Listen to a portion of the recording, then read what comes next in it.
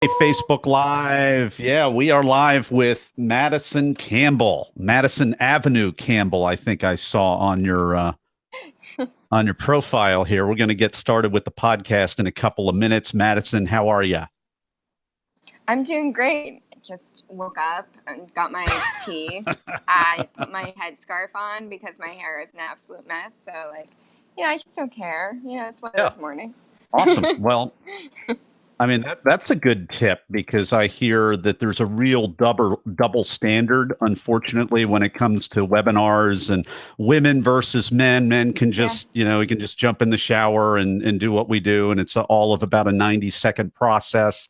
Yeah. And for women, it's not always that easy. And then there's the judgment and the Yeah. Twitter and all of that stuff. So you have, I've ma'am, defied the standards.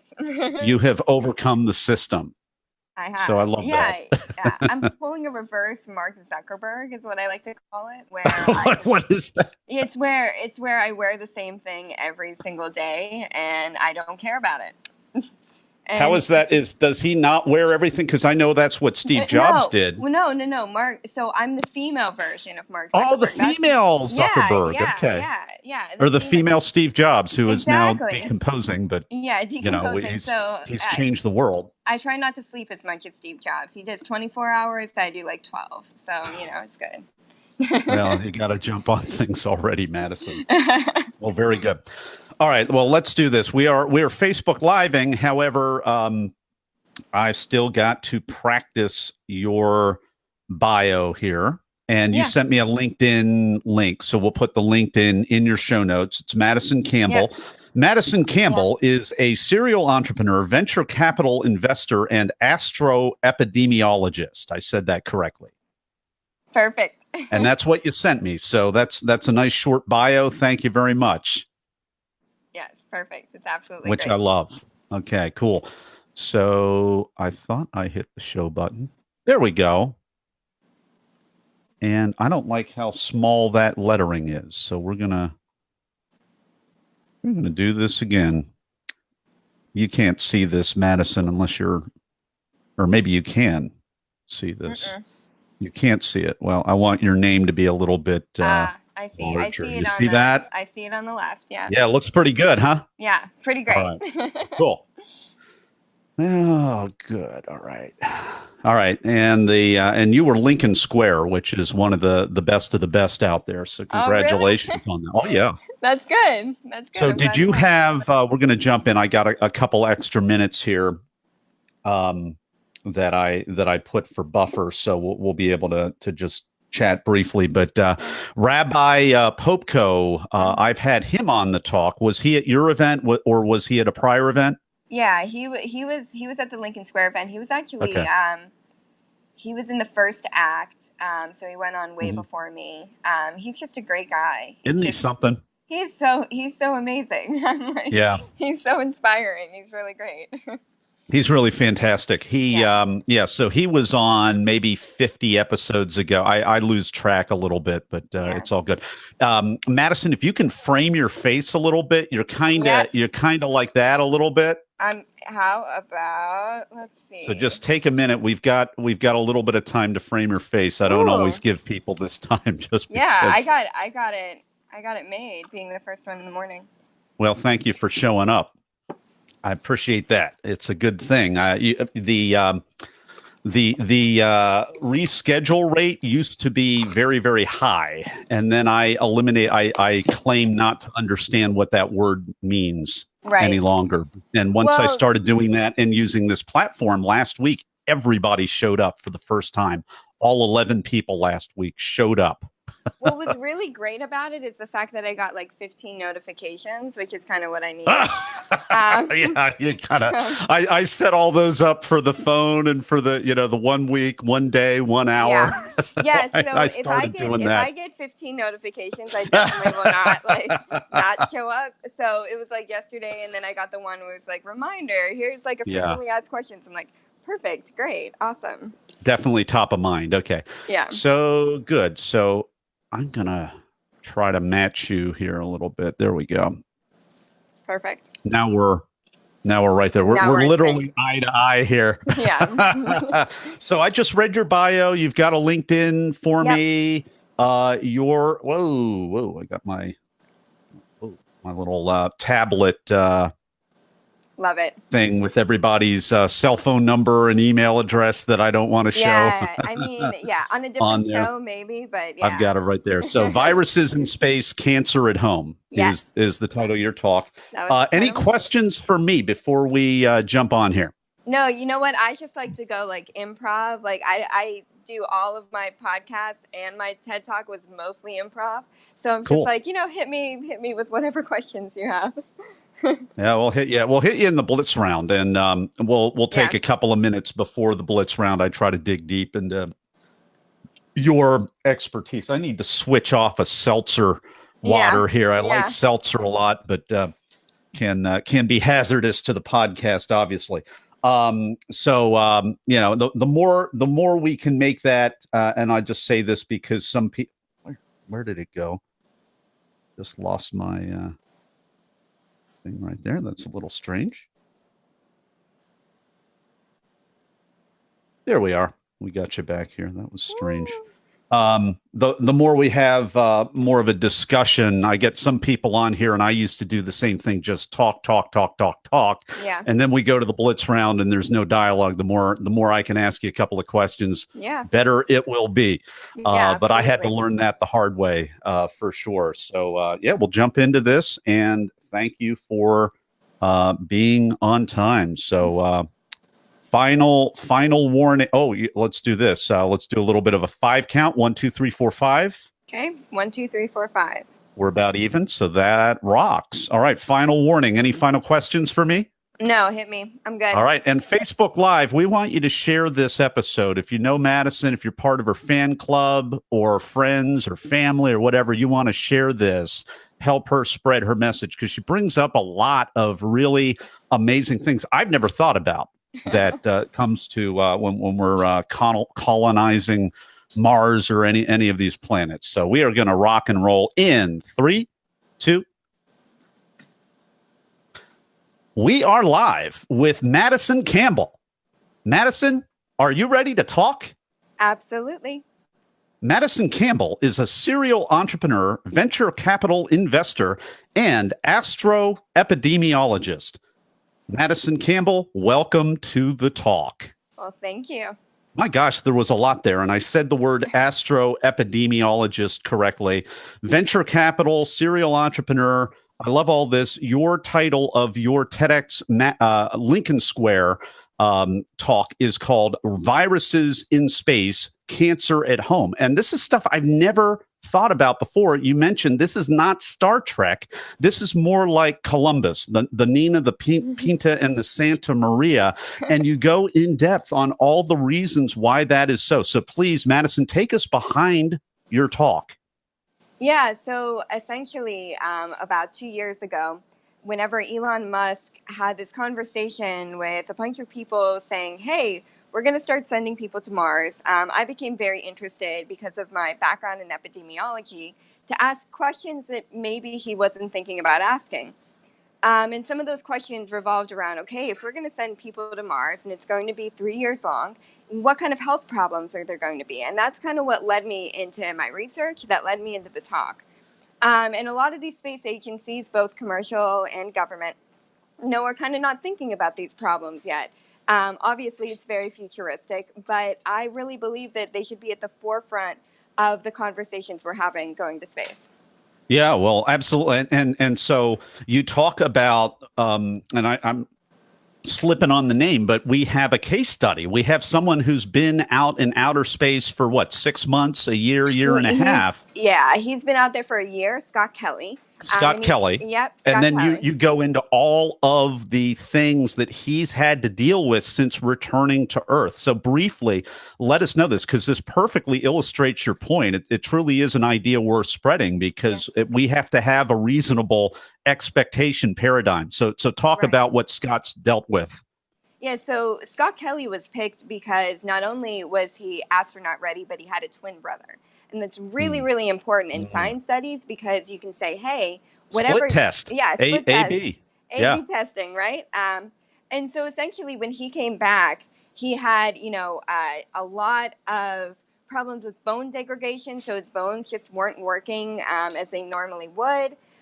He had problems with uh, cancer-like symptoms. He had nausea. He had problems with his eyes, like glaucoma-like symptoms. Just, like everything that could possibly go wrong, like the worst flu you could ever imagine kind of hit Scott Kelly when he came. And a lot of those symptoms went away. And a lot of those symptoms are kind of here to stay. And so, the things where, oh, I'm so tired, I'm sluggish, I have fatigue, those go away in 6 months. But those cancer symptoms that are kind of inside of you, those are just going to continue to grow because of his basically being in space and being exposed to radiation. And well, so, and you mentioned he was exposed to like Incredible Hulk levels of radiation. I mean, that's a little bit of a 70s reference that that not everybody's gonna follow that. But I remember what happened to the Incredible Hulk, and I'm being a little bit facetious here, but it's really not funny, and it's very quite serious. So how many times the average human was he exposed to up there? You mentioned it in your talk. It's about 30 times the average human. So it's like I like to say like Hiroshima, Nagasaki, Chernobyl. Are you gonna get on a bus trip and go to Chernobyl and walk around and be like, hey, this is great, this is awesome, sign me up. That's essentially what Scott Kelly said, and that's essentially what I'm trying to get through to people is that it's not this amazing trip to the moon where it's just like woo la di da di da, we're here. It's, actually a trip, in a school bus that has no protection to Chernobyl and just kind of touring around.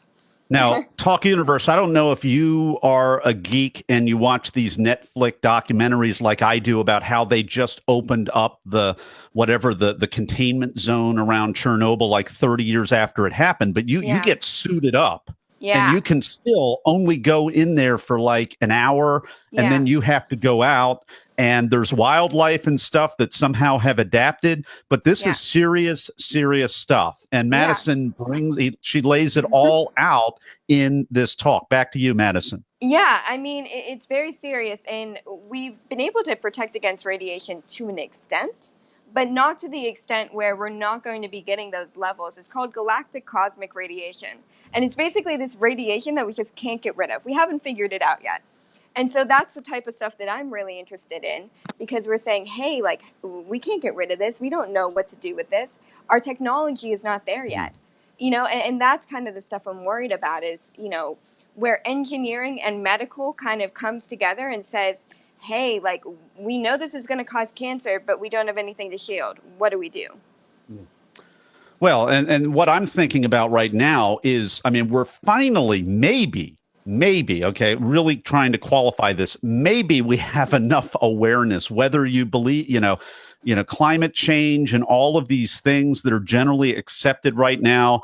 Wherever you stand on that, at least we have enough awareness that there is a big sustainability problem. We're starting to maybe start designing 20 years in the future to try to correct some of these things.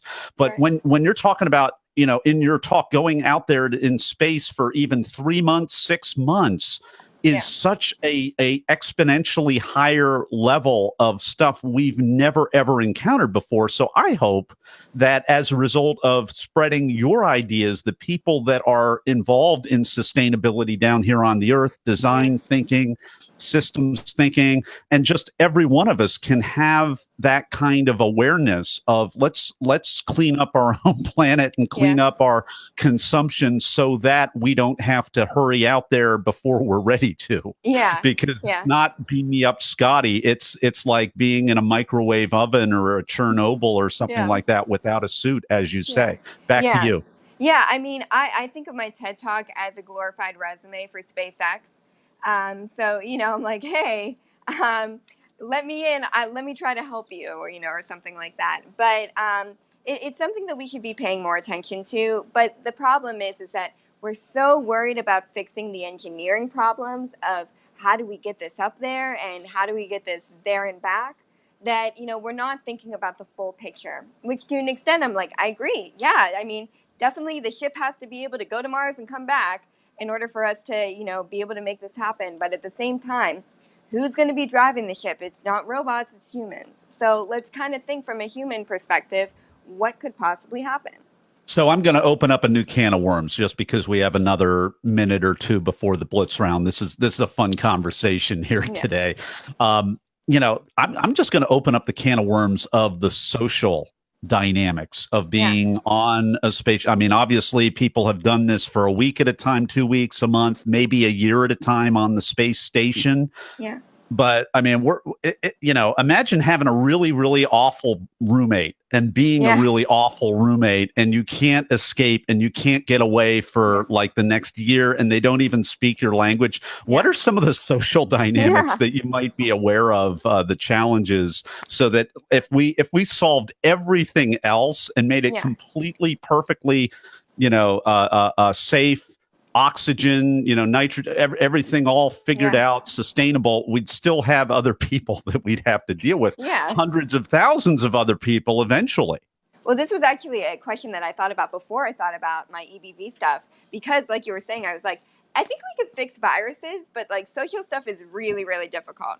So I actually call it participant purgatory, right? So when you're in purgatory with people that you can't get out, and you're not there and you're not back.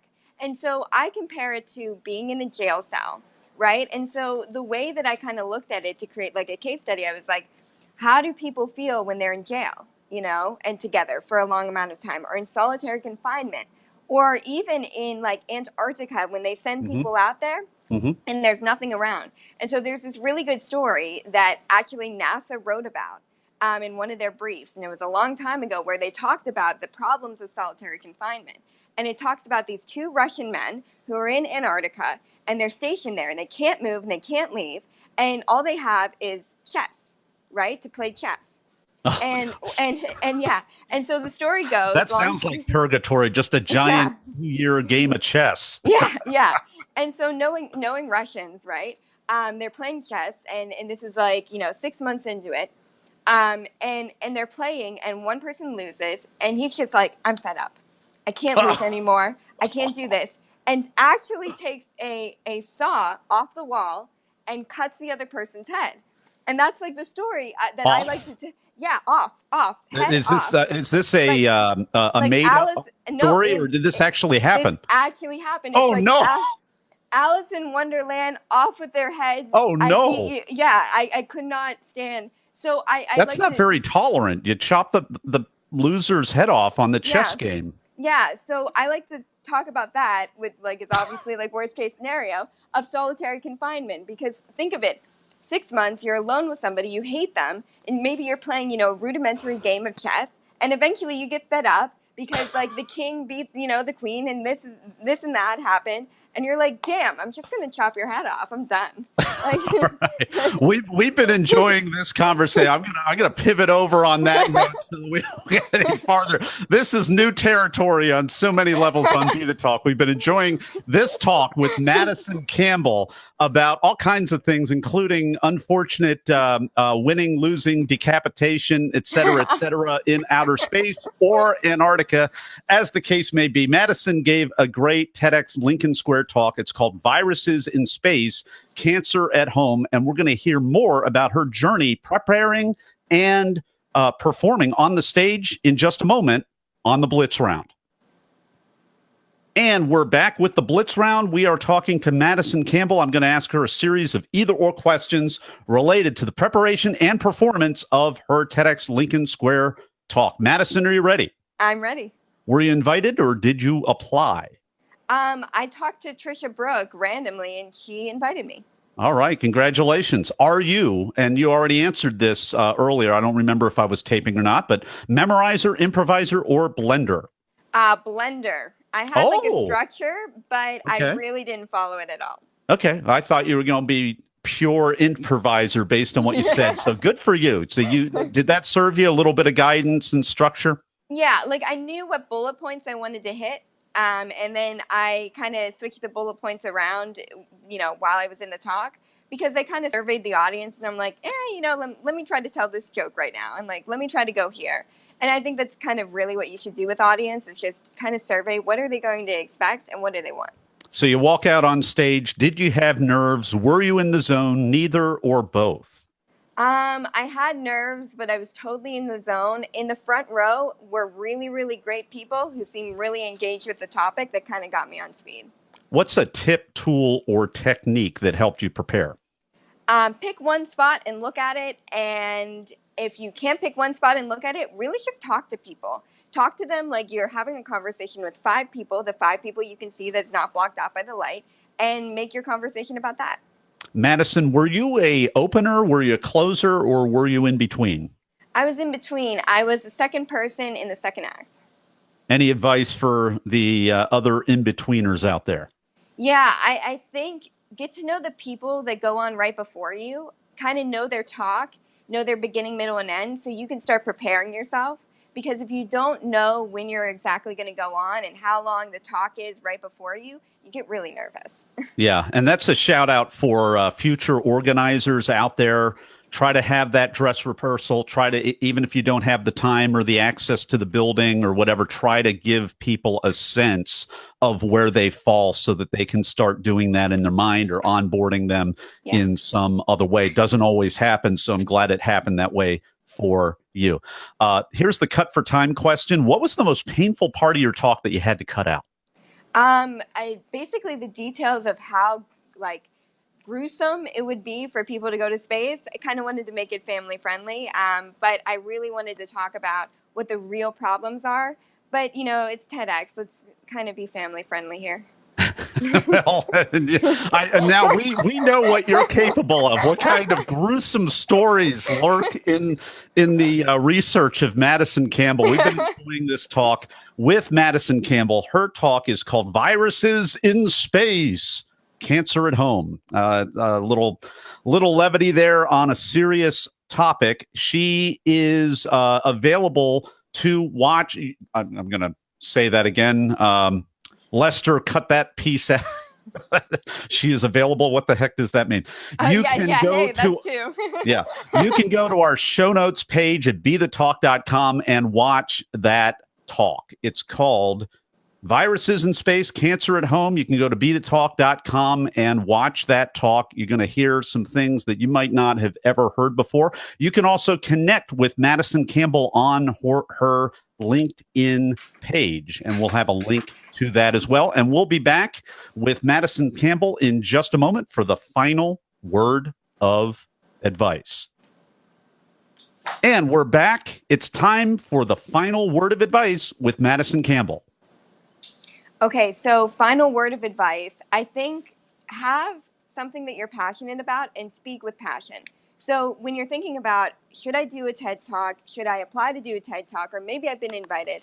Really, when you're writing your speech, lead with passion. And if you lead with passion, everything else comes, right? And so if you love your topic and you want other people to love your topic, start by really, really expressing your love to other people. Then when you get on stage, it'll be so easy, in my opinion.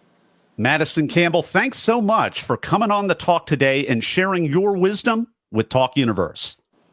Thank you. All right, that's a wrap. Woo! Man, we're off to a great start today. Good. Awesome. That's amazing. I'm glad. All right, we're gonna say hi to the folks in our lobby right now. We got Janelle and we got John. Janelle, how are you? I'm great. Hi, how are you? Hi. We are good. We are real good. I'm trying to navigate this little dashboard panel and take all the names down, and I'm not really seeing where that is, which is kind of strange. Let's see. John, how are you? I'm doing well. How are you? I'm doing great. Well, thank you all for being on time. Micah, I can see you down there in the lobby.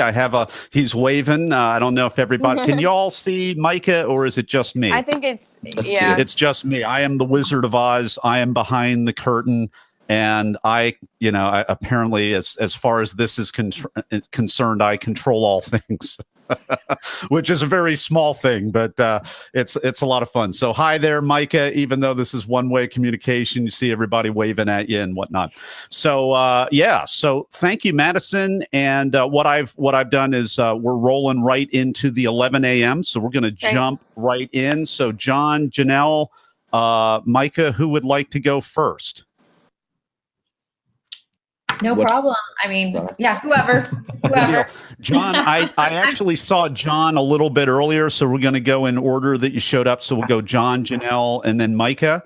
And we are in, great shape. And looks like Madison is off, and you've got the option if you're super pressed and you need to drop off, that's fine. If you want to stay and enjoy the conversations, one thing that I forgot to mention when Madison was here is if you want to join and stay connected, I have a Facebook group for Talk alumni. These are only the 250. Whoever's going on next, actually, John, you're not going to be number 250 in the actual release date, but you, I believe, are number 250 interview. So we're already up to 250, which is pretty cool. And rock on, everybody. So if you want to join and stay connected, not so much only to me, but to one another.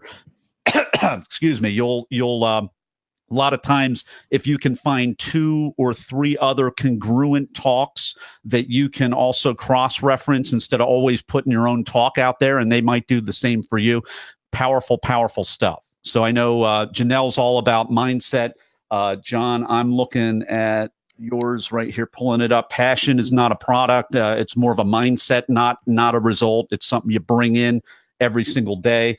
Every single talk that I have can be nicely paired like a glass of wine with some other talk out there. And I just thought, how can people meet each other and how can we make this more than like a 15-minute interview? And that's the best I've come up with. So if you want to have access to that, unfortunately not the viewers right now, but my guests, this fun exclusive community, just reach out to me. I'll invite you. But if your life is like mine, you need another Facebook group like a hole in the head. And you don't always appreciate when people just arbitrarily add you to their group. So I don't do that. So that is the deal.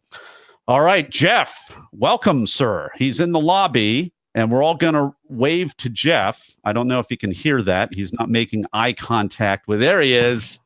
He just did it. All right. So we've got, we're going to go on John, Janelle, and then Micah and Jeff. And we are doing great on time. Actually, it's not even 11 o'clock yet. This is awesome. You guys rock. You guys really rock. So any questions, John or Janelle? What I'm going to do is do a 5-count practice John's bio. We're going to jump right into this about not even, probably about 15 minutes later on to Janelle. And then we're going to keep on moving and grooving. So any questions for me? All right. And there is a chat in there for those of you in the lobby. Hopefully you can access the chat if you really need to. I'm trying not to fragment my attention too much, but there is a chat option. So Janelle, I'm going to put you back in the lobby. Can't wait to talk with you. And again, I got to say congratulations on the top 10 for the John Maxwell Leadership Award. We have a comment here from a mutual friend of ours, Dave Gambrell, who was one of the head people there. And he said to make sure, Dave Gambrell said, make sure that you tell Janelle hi from me. And what you don't know is I was one of the review team. And I said, not only, I put this in there, now that it's all over, I can say this, but I said, top 100, come on, at least top 10. Is what I, kind of prophesied into that. So congratulations, really crazy level of competition, thousands of people. And so, maybe we'll talk about that just a little bit when you're up, Janelle. So putting you back in the lobby. Can't wait to talk. John, my attention is on you, sir. All right. So everybody knows this is the podcast recorder. Sometimes people get really confused. They think I'm going to interview all 5 people at the same time. And that's not the way it works. So this is a broadcast, which is really fun. If you are part of John's fan club or friends or colleagues, let's share this broadcast. This isn't the creepy kid from The Shining. This is what we want you to do over the share button. While this is live, while you're watching the replay, share, because those nasty Facebook algorithms are really cracking down unless you organically share. So that is what we're going to do. This is the podcast recorder. I'm going to get Madison's name off of the agenda. If I can, that could be a little confusing. I can't find, guys. I'm so sorry. Oh, there it is. That tiny little agenda button. My word. Oh, that is so hard to.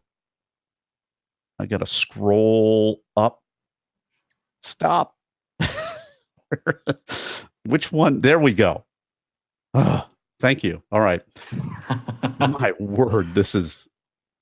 You want to talk about doing 18 things at once.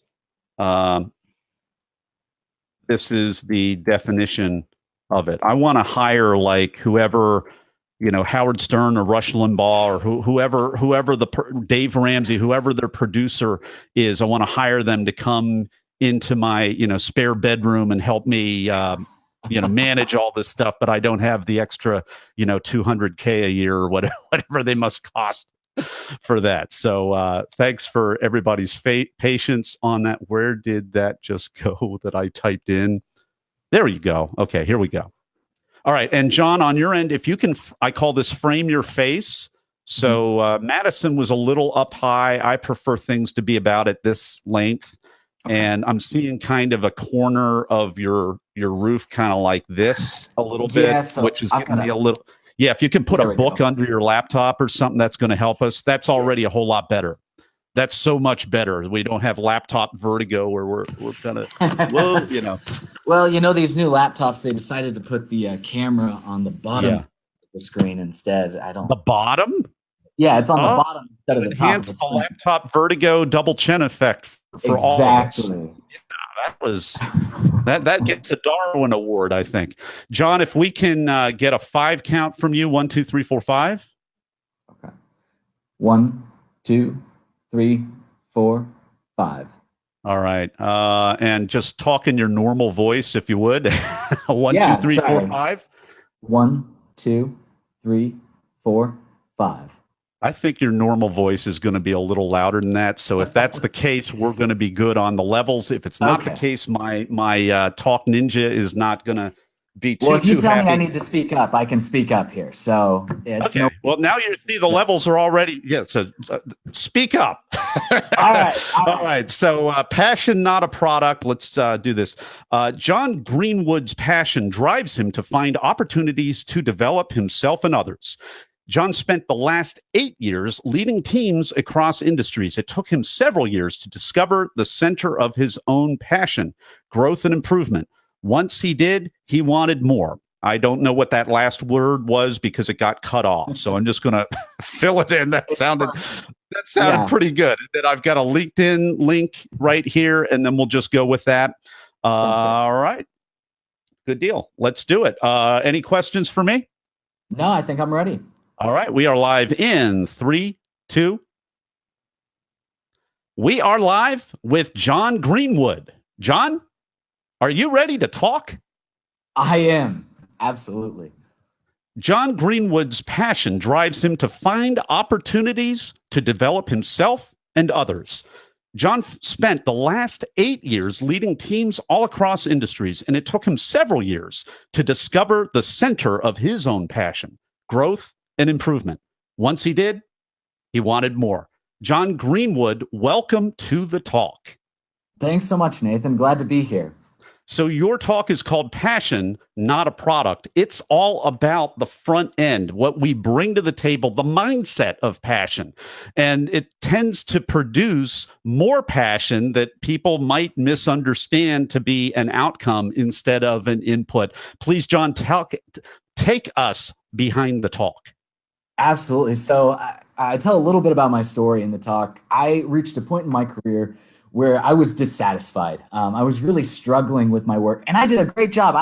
I was helping veterans be able to buy homes. I was doing credit consultant for free. So it's a real good, feel-good job. And I came to work not feeling good. And I was like, this makes no sense. What's going on? And I was at a leadership conference. I was listening to these people talk about passion, and all these companies talk about bring your passion to work, and we want passionate people. And I was like, this is great. I have no idea what you're talking about. It didn't make sense. And so I started really thinking about it, and I was like, well, what products am I passionate about? I don't like this and I don't like that. Well, I kind of like this. Does that mean I'm passionate about it? And it just seems so confusing to me. John, let me jump in right here because I want to unpack that a little bit. So what you did credit counseling or financial counseling of some sort. Was this an industry conference? Was this a personal growth conference? Or was this like a company or a credit union type specific conference? It was part of the LeaderCast conferences. Oh, okay. Yeah, I'm familiar with that. Great conference. Yeah, absolutely fantastic speakers. But I just wasn't connecting with some of these talks about passion because I was struggling to understand it. I didn't really feel it the same way that they were talking about it. And that's easy to miss because it by default, passion is one of those things we think it's a result. It is a result. It's a result of passionately achieving something or pursuing the achievement of something. I'm seeing a theme here today with all the interviews that I'm doing. So back to you, John. Yeah, so I started to dig in deeper. I was talking with friends. I had other friends who were having similar issues. When you read a lot about passion, people will tell you, quit your job and go pursue your passion. And I'm like, well, I'm a family man. That's not a possibility. I have to have income. I'm not really entrepreneurial. I don't want to start my own business, but I do want to help other people. And so I had to figure out, how can I do this all connected together? What's my venue to make this happen? And that's when I started realizing, well, passion isn't this product. It's not the thing that you love in life. You take your iPod, you aren't passionate about your iPod. You have a passion in your life that pushes you and makes you go further than you would do anywhere else. In some things in life, we don't put a lot of effort in, let's be honest, right? And that's okay. Those aren't what drive us. But there are other things, if you really think about it, things that you do that to other people make absolutely no sense. Why would you do that? I left my job recently to go pursue my MBA. I'm at Vanderbilt University. I love it. But great school. Congratulations, it's fantastic. John. Thank you. Yeah. I'm in my second year, and I am so happy with the decision I made. I've really learned. I've really grown. It's worked out very well for me. But I left a paying job I was doing very well for myself. That was guaranteed. I wasn't going anywhere. The company wasn't going anywhere. And I said, I'm going to leave all that behind. I'm going to stop making money for 2 years so I can go improve myself. And people I were talking, I said, well, is that really the best idea, John? You're doing well. You're really young for your age. You're in this great career. And I said, yeah, but I'm not growing enough. I haven't felt enough improvement these past couple of years. I've got to push myself harder. And I don't think I can do that anymore here. I think I've reached my limits here. I've got to push past that. And so that's really, for me, that's it. Everything I do is about this growth. It's about this improvement. And if there's not growth or improvement and opportunity, there's no point to me. And so when I talk to other people, my wife, to her, it's all about helping others. Like she goes above and beyond. And it's a great thing that she does because she helps me and she supports me in everything I want to do. But for her, if it doesn't help other people, she doesn't do it. So, finding those things, those drive. Yeah, go ahead, Nathan. Sorry. John, I'm kind of intrigued by this whole piece because it sounds like if you can take us back to this, conference that you were in, and at that time, and perhaps for a year or two or longer afterwards, you were still in this job that was a responsible, good job, and you weren't in the day job to dream job or whatever people say camp. And right now you're retooling up with your MBA. You got the option to be able to take a little bit of time off, which is wonderful. But what I love about what you're talking about, you're getting an MBA right now. You're not quitting your job to just do an entrepreneurial thing, which a lot of people do. There's nothing wrong with that. But it's a new perspective that I don't always hear. So what was going through your mind? How did you bring that passion back into your J job, which maybe wasn't the cherry sundae with the cherry on top or whatever, but you were able to plug away, pay the bills, advance your family's goals, all of that. And then in a couple of years, make a measured decision. I'd like to hear what caused you to re-engage with your passion in a job that is more of a traditional job? And then I'd also like to hear, what criteria did you and your wife use to pursue the MBA and to take time off of work or change jobs or do that? Like to hear both. Absolutely. Well, starting off, the initial thought that kind of sparked all this was listening to Steve Wozniak. He's just an amazing guy, if you've ever heard. But when he talks, they kept asking him these questions about his leadership, and he kept bringing it back to the same thing over and over again. And at first I thought, he's not listening. And then I realized, no, that's him. That's his passion. That's his drive. Everything he does is based on this desire to build things one piece less, one bit better than anybody else can. I mean, he's really a bit of an artist. He's absolutely a geek. He's a tech guy, but he's like a philosopher. He's a little bit of, he's like an artist in terms of this beautiful minimalist philosophy that he's had. And I've heard him talk at length on that. And the way, I agree with you, the way that Steve Wozniak describes it is the most fascinating thing. Even if you're not a geek, it's amazing to listen to. Everybody can relate, I think. And I absolutely love hearing him talk. But yeah, it brought me back to this. Okay, so he's passionate about building these things and doing it better, improving over and over again. And I was like, well, I like improving, so maybe that's my passion. And it didn't quite click. But what I did is I went back to my manager, actually, and my manager had known for, probably about a year or so that I'd been disengaged from work. It was nobody's, oh, wow, really? I didn't know. No, it was very obvious.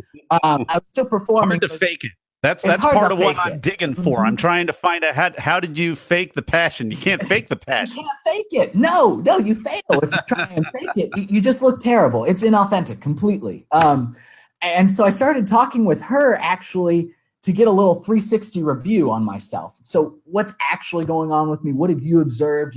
Where do you see me get the most excited when I'm here? And through conversations with her, she's like, really, it's about when you have a chance to improve things. Yeah, you like doing that, but it's more about when you have a chance to do it, to think about it, to process it, to develop it. And I was like, that's interesting. It's not just fixing a problem. It's got to be more than that to me. And so I started thinking more about that. I was like, okay, well, how do I make this more of my everyday life? What can I do to really dig in and to learn and to grow? And I brought it to her and I was like, I want to do this. I want to be more engaged. I want to do more. I want to learn more. I want to grow more. I understand that's not my job title. I'm not going to stop doing what I need to do for my job, but I want to do it in addition. What can I do? And she was very supportive. She came up to me and said, okay, here's an extra project I want you to work on. Here's something I think you'll enjoy. And I was like, okay, whatever. Sure, I'll take a look at it, right? I'm at that point. And I took a look at this work and I was like, there's an opportunity here. I can learn so much. The department can learn. We can grow together. We had gone through the Strengths Finder to give you a little background. I love Strength Finder. Fantastic. It gave us this responsibility, input, et cetera, et cetera. So I'm a little more on the learning growth. You got if I remember correctly, I'm high on the achievement. I've got to have that check mark list to do. And so, we were making check marks and whatnot, but I was talking with her about these strengths and I was like, we haven't done anything with this since we talked about it. Maybe I can help us to do more. Mm-hmm. And I started creating a curriculum, actually, a learning curriculum for how can we as a team learn and grow more together using this base language that we've already had. And so that was my first project that I took on and I ran with it. I created this curriculum I use now, and I'm hoping to keep developing it to make it into something other companies can use in the future. But really that taught me, hey, I can love what I'm doing and I can do my normal job. And then now that I've got this, I said, okay, so how can I apply it to the day-to-day? I've got these side things going on. I started becoming more engaged. I was trusting more. I was actually being more productive, which was a miracle. I don't understand how that time math works out. But then I started looking at my day-to-day job and I was like, okay, what am I doing? Well, I'm helping other people. Okay, well, that's great. But what else am I doing? Well, I'm changing people's lives. So I'm improving their life. Okay, that's great. I'm helping them learn. Okay, yeah, but I'm really doing it for a cause. So how can I go past just this cause and get them to the point where they're actually growing as a part of the whole process? And so I changed the way I was consulting my veterans. I stopped talking about just do this and come back to me. And I started talking about here's what you need to do. Here's why. And I'm going to help you not just improve your day-to-day to get to this point of becoming a homeowner. I'm going to help you figure out how do you reach the point where you're in a better lifestyle financially. Love it. We've been talking with John Greenwood. His talk is called Passion, Not a Product.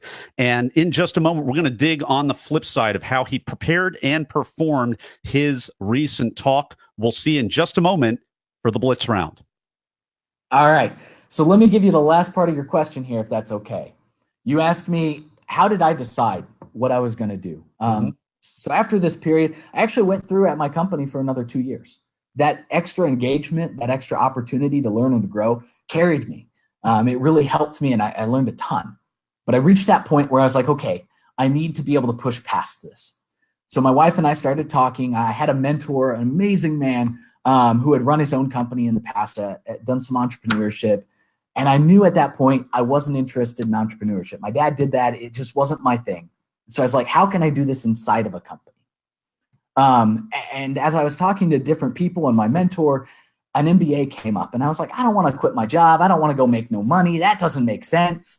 But the more I started to look into it, the more I started to talk with people who had done it. I started to research, what do people actually come out with at the end? I realized they came out with growth. They learned so much, and they were really developing themselves throughout this process. And so that's the criteria I made. I said, okay, I don't want just 3 letters. I'm going to do this full time. I'm going to dive in 100% dedicated to it. And I'm going to find a school that's focused on how can I develop my passion in their school, and how can I develop their school using my passion. And I found Vanderbilt was the perfect fit for what I was looking for. Awesome. We've been talking with John Greenwood. His talk is called Passion, Not a Product. We'll see in the Blitz round where we find out more of the backstory of John's talk. And we're back with the Blitz round. I'm going to ask a series of either or questions related to the preparation and performance of John's talk. John, you ready? I'm ready. Did you apply or were you invited? I applied, definitely. Are you a memorizer, improviser, or a blender? I'm a blender. Did you, when you walk out on stage, did you have nerves or were you in the zone, or neither or both? So I kind of have a theory that everybody gets this energy when they get on stage, and it either is nerves or it comes out in their presentation. I'm definitely the latter, with the energy coming out and just feeling so excited to be on that stage. So what's a tip, tool, or technique that helped you? So I'm very formal in my practices, so that when I get up there, I don't have to worry about what words come next. I know exactly where I'm headed. And so there's a little fluctuation in there. And so I don't stress about every word being perfect. I stress about making sure that my points are clear. John, what was the most unexpected, strange, or just plain weird thing that happened during or right before your talk? So there was a snowstorm the day of when I was coming to this area in Wisconsin. So yeah, that kind of threw things off a little bit. I was a little worried about whether the weather would hold us down. Well, we've been enjoying the Blitz round with John Greenwood. His talk is called Passion, Not a Product. If you want to watch that talk, you can go to our show notes page at BeTheTALK.com. You can also connect with John over at his LinkedIn profile at BeTheTALK.com. We will also have a link for that profile as well. And in a moment, we will be right back for the 10-second final word of advice for Talk Universe. And we're back with the final word of advice. What is it, John? Don't give up. No matter what happens, no matter how difficult it is, don't give up on your passion. All right, Talk Universe, don't give up on your passion. John Greenwood, thank you so much for coming on the talk today and sharing your wisdom with Talk Universe. Thank you, Nathan. It's a pleasure to be here. All right, that's a wrap. Hey, you spoke up. All right. He spoke up, everybody, and the levels went up too. How about that? Isn't that funny? Any advice? Congratulations, our newest Talk alumni. Any advice to Janelle and Micah and Jeff here as I add Janelle up here? It's just fun. Enjoy it. Take the time. Obviously, each of you guys, I'm sure, have researched just as much, maybe even more than I did for my topic originally. So I know that, that passion, that love of what you do is going to come out. Awesome. Hey, well, thank you so much, John. And I'm going to stick you over. Stick. I can't. I have to stop using these horrible words. Throw me in the corner. Horrible. I'm gonna escort you over. To me, it's like a click. So I'm gonna click escort you nicely over to the lobby, and thank you so very much. So we're gonna get Janelle up there. All right. Thanks again, John. Thank you. All right, I have just escorted John back to the lobby. All right, there he goes. Janelle, how are you? I'm great. How are you? Awesome. Let's do a 5 count. 1, 2, 3, 4, 5. 1, 2, 3, 4, 5. Sounding good from one podcaster to another. Awesome. Real quick question: is this going out on Facebook Live? Like, do you want me to share it? Oh yeah, sure. And don't need to do it right now, but this is a broadcast, and then this is my little podcast recorder within the It's a podcast within a broadcast, and that saves me that recorder. That's Cliff Ravenscraft podcasting 101 tip. I got that back before we had iPhones and all of these other gadgets, but man, it really helps with the levels and backup. And not losing footage on more than one occasion. So that's a good thing. Awesome. So your talk, how to achieve high performance under stress. And it's Macaulay. Am I saying your name correctly, or am I completely? Macaulay. Okay. Dr. Janelle Macaulay is a combat veteran, leader, and pioneer in this field of strategic health and human performance. She builds high-performance mindsets across stressful populations in the DoD, DOJ, medical profession, and corporate America. Department of Defense, Department of Justice. Correct? Correct. All the DC Beltway speak. I'm barely literate in that, so it's no problem. That's a good thing. All right, so very good. Can I throw in your top 10 finalist status in there? Would that be okay? All right, of course. Very cool. All right, well, any other questions for me? I don't think so. No, I'm excited and awesome. Happy to be here. Awesome. So tip, if you can just keep sitting up straight, that'll keep us even, and it'll make me look like I'm not, talking down to, a lady or anything. I'm super. That's like my number one fear on these podcasts that people are watching and some, guest is, moving in, moving out, whatever. Is this good right here? That's great. I don't ever want to be looking like I'm mansplaining or doing any of those strange little mashup words ever. So that no worries. So good. All right. Well, great. Cool. All right. Well, we are live in 3, 2. We are live with Janelle Macaulay. Janelle, are you ready to talk? I am ready to talk. Excited to be here. Dr. Janelle Macaulay is a combat veteran, leader, and pioneer in the field of strategic health and human performance. Janelle builds high-performance mindsets across stressful populations in the Department of Defense, Department of Justice, the medical profession, and corporate America. And I've just got to say, Dr. Macaulay is also a top 10 finalist 2018 for the John Maxwell Transformational Leadership Award, just announced maybe a month ago. So congratulations and welcome to the talk. Well, thank you so much for the warm introduction. And I'm very excited to be here with you today. Well, your talk is called How to Achieve High Performance Under Stress. And I love your quote in the talk: drive alone does not prepare you for sustained success. It only leads to burnout, basically. You've got a collection of roles, being the best mother, leader, pilot, military spouse that you could possibly be.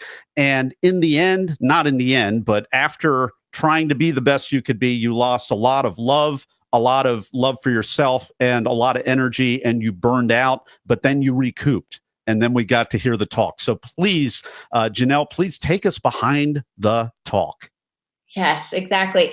Well, I think many of us, and I'd like to think that my story can relate to a lot of people and what they struggle with, right? We all want to be the best at all the facets of our life and all the things that we do. And for me, that was being a mother and an academic and a pilot and a leader. And I had been equipped with what I thought were the necessary items to be successful as a professional, but also in life. And that was the proper training, right? And resourcing and all the information and education that I needed, and then the drive. And what I found was that it really is incomplete. And what we need for the sustainable path to high performance, that's really what I talk about now, is kind of a third resource. And really what that is command of our mindset.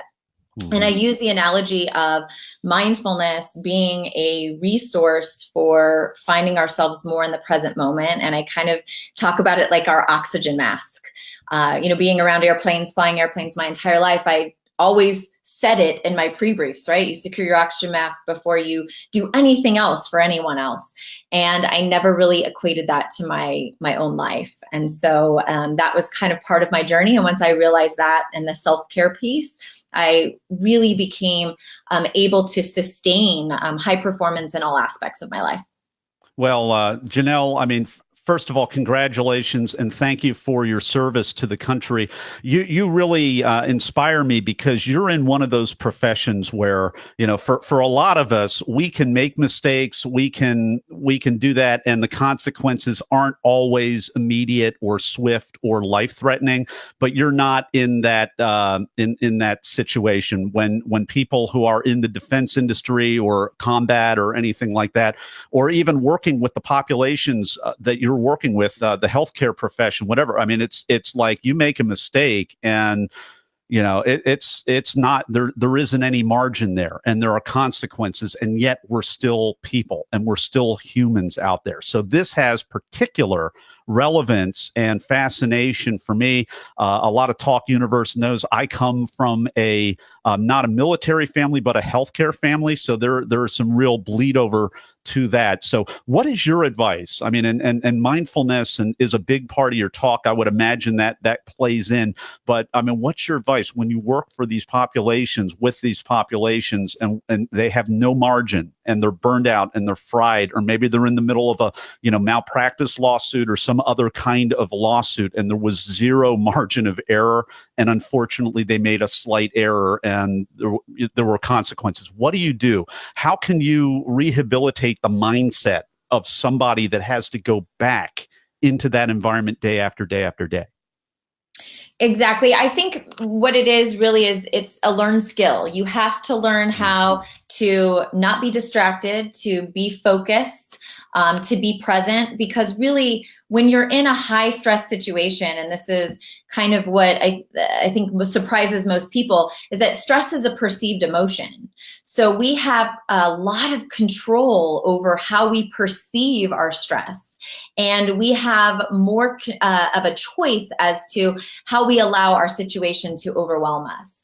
And okay, so we need to unpack that. Stress. That was not what I was expecting to hear. I don't think I've ever heard that before. Stress is a perceived emotion.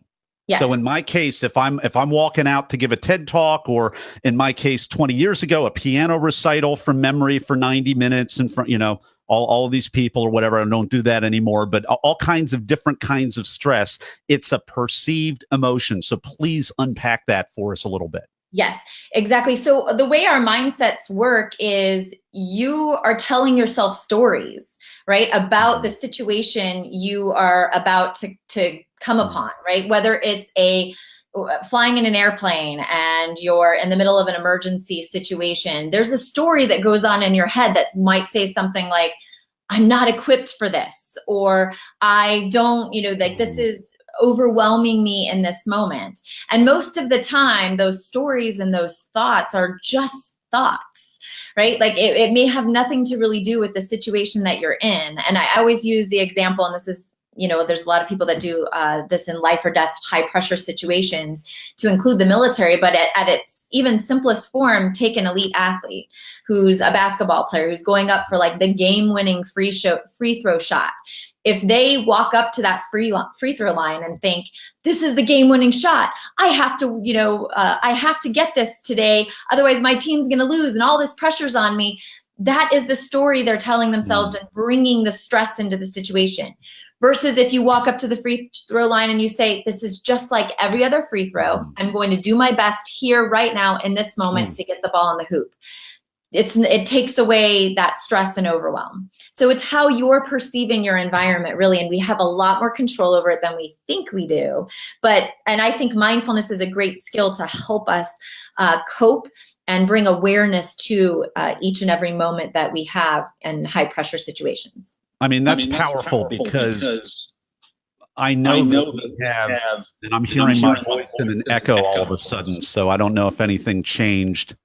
I can hear you great. Now I'm not anymore, so that's great. And my Talk Ninja will edit that piece out. I'm so happy I'm not hearing myself anymore. That was not cool. Here's what I was about to say.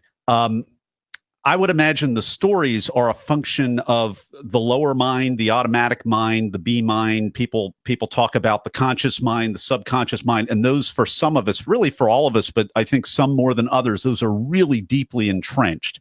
So maybe that's the role of mindfulness, to help us overcome that and help us learn a new on-ramp to a new way of thinking.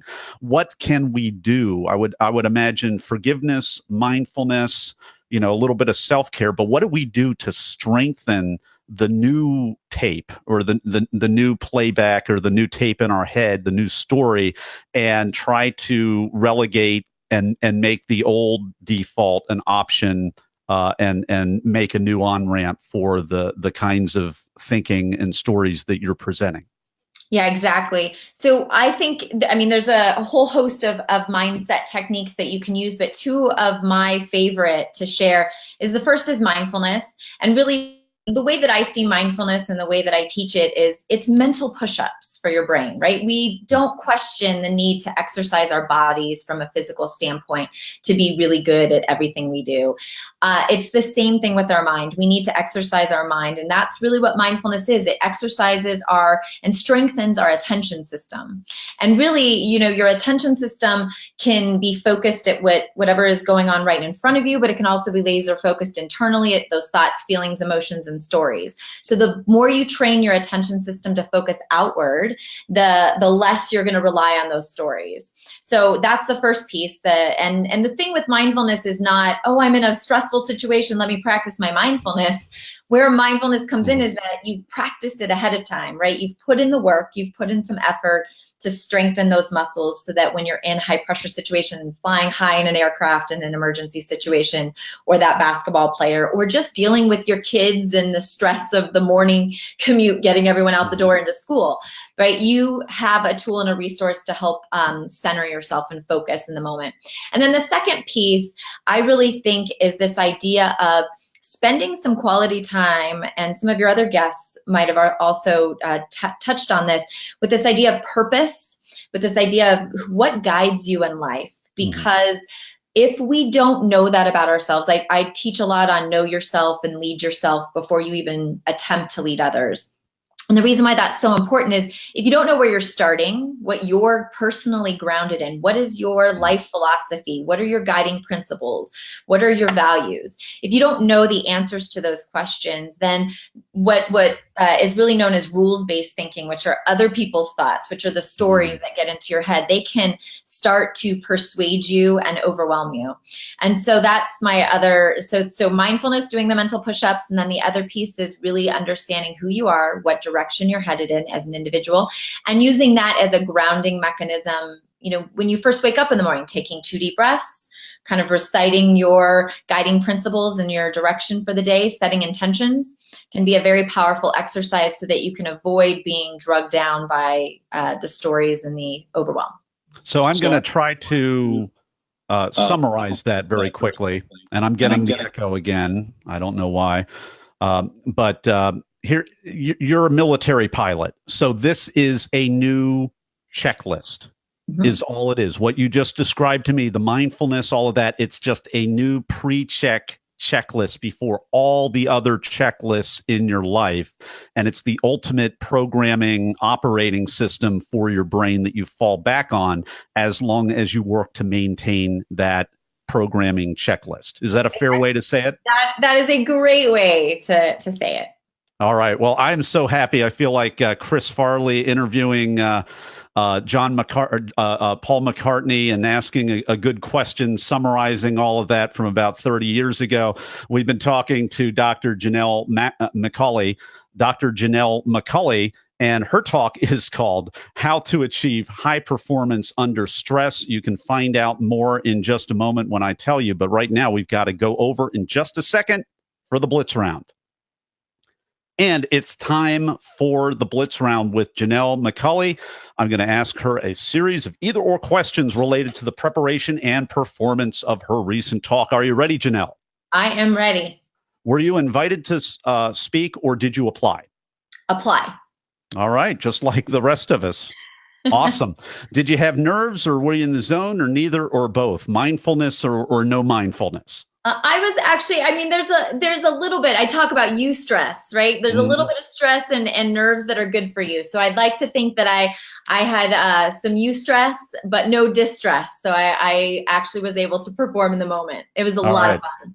Love it. And that's eustress is the EU stress. EU stress. Which is like a good stress, but it also could be eustress, pick yourself up stress, I suppose.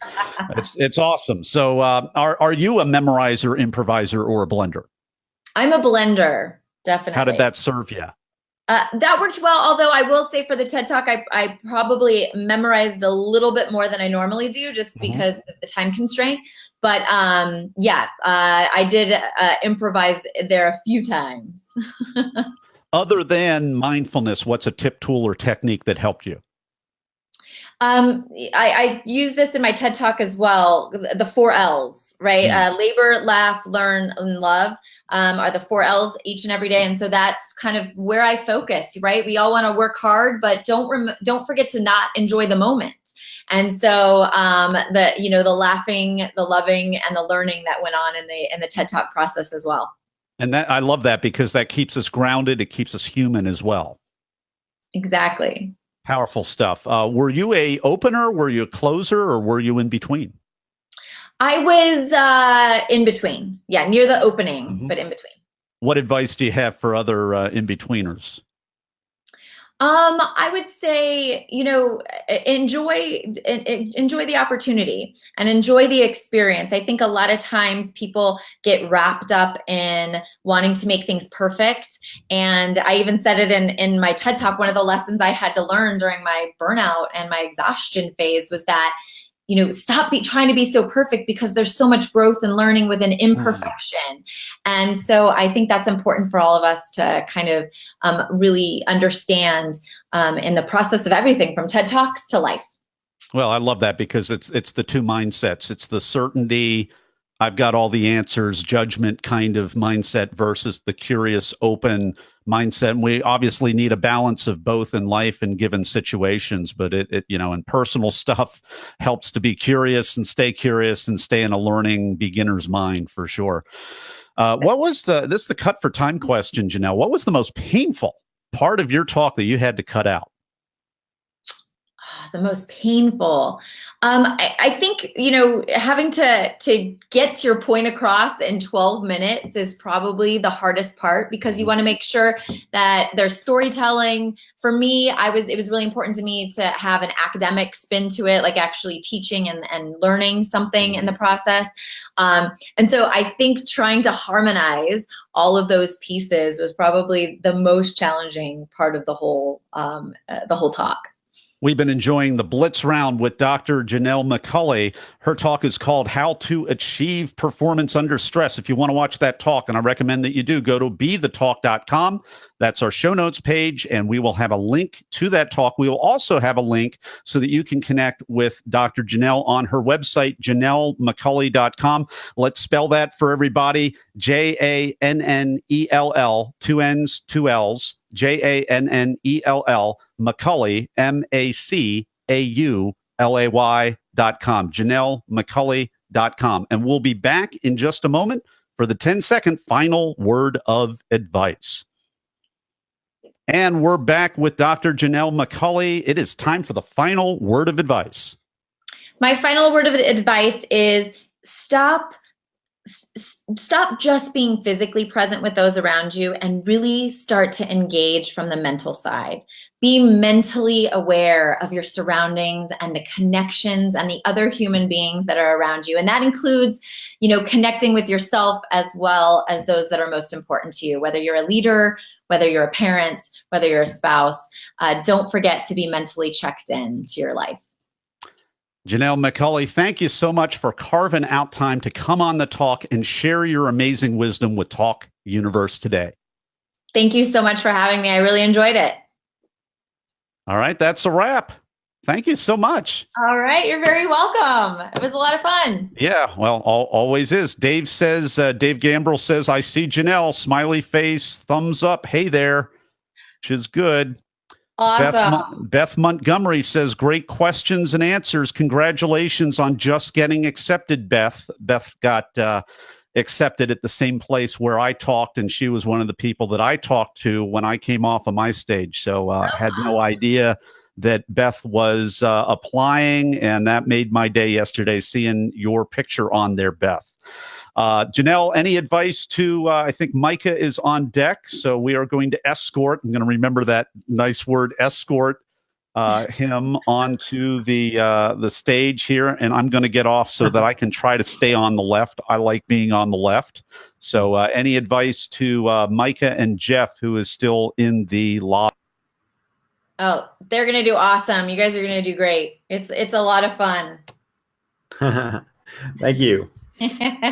Just be yourselves. Did we lose Nate? No, I'm escorting myself back to the lobby. I'm trying to get on the left, and I have this little arm wrestling thing with Be Live. They want to put us on the right. So what I'm going to do, I'm actually going to escort all of us literally to the lobby, and then I'm going to put Micah on there, and then wait 3 seconds, and then I'm going to be on there on the left where I like to be. So sorry, everybody. It's time to do a little musical chairs here.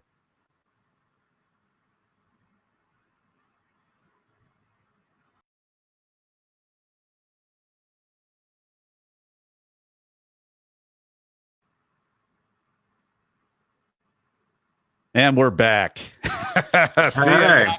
I got over. I know how to outsmart the system here. Nice. I know how to outsmart the system. All right.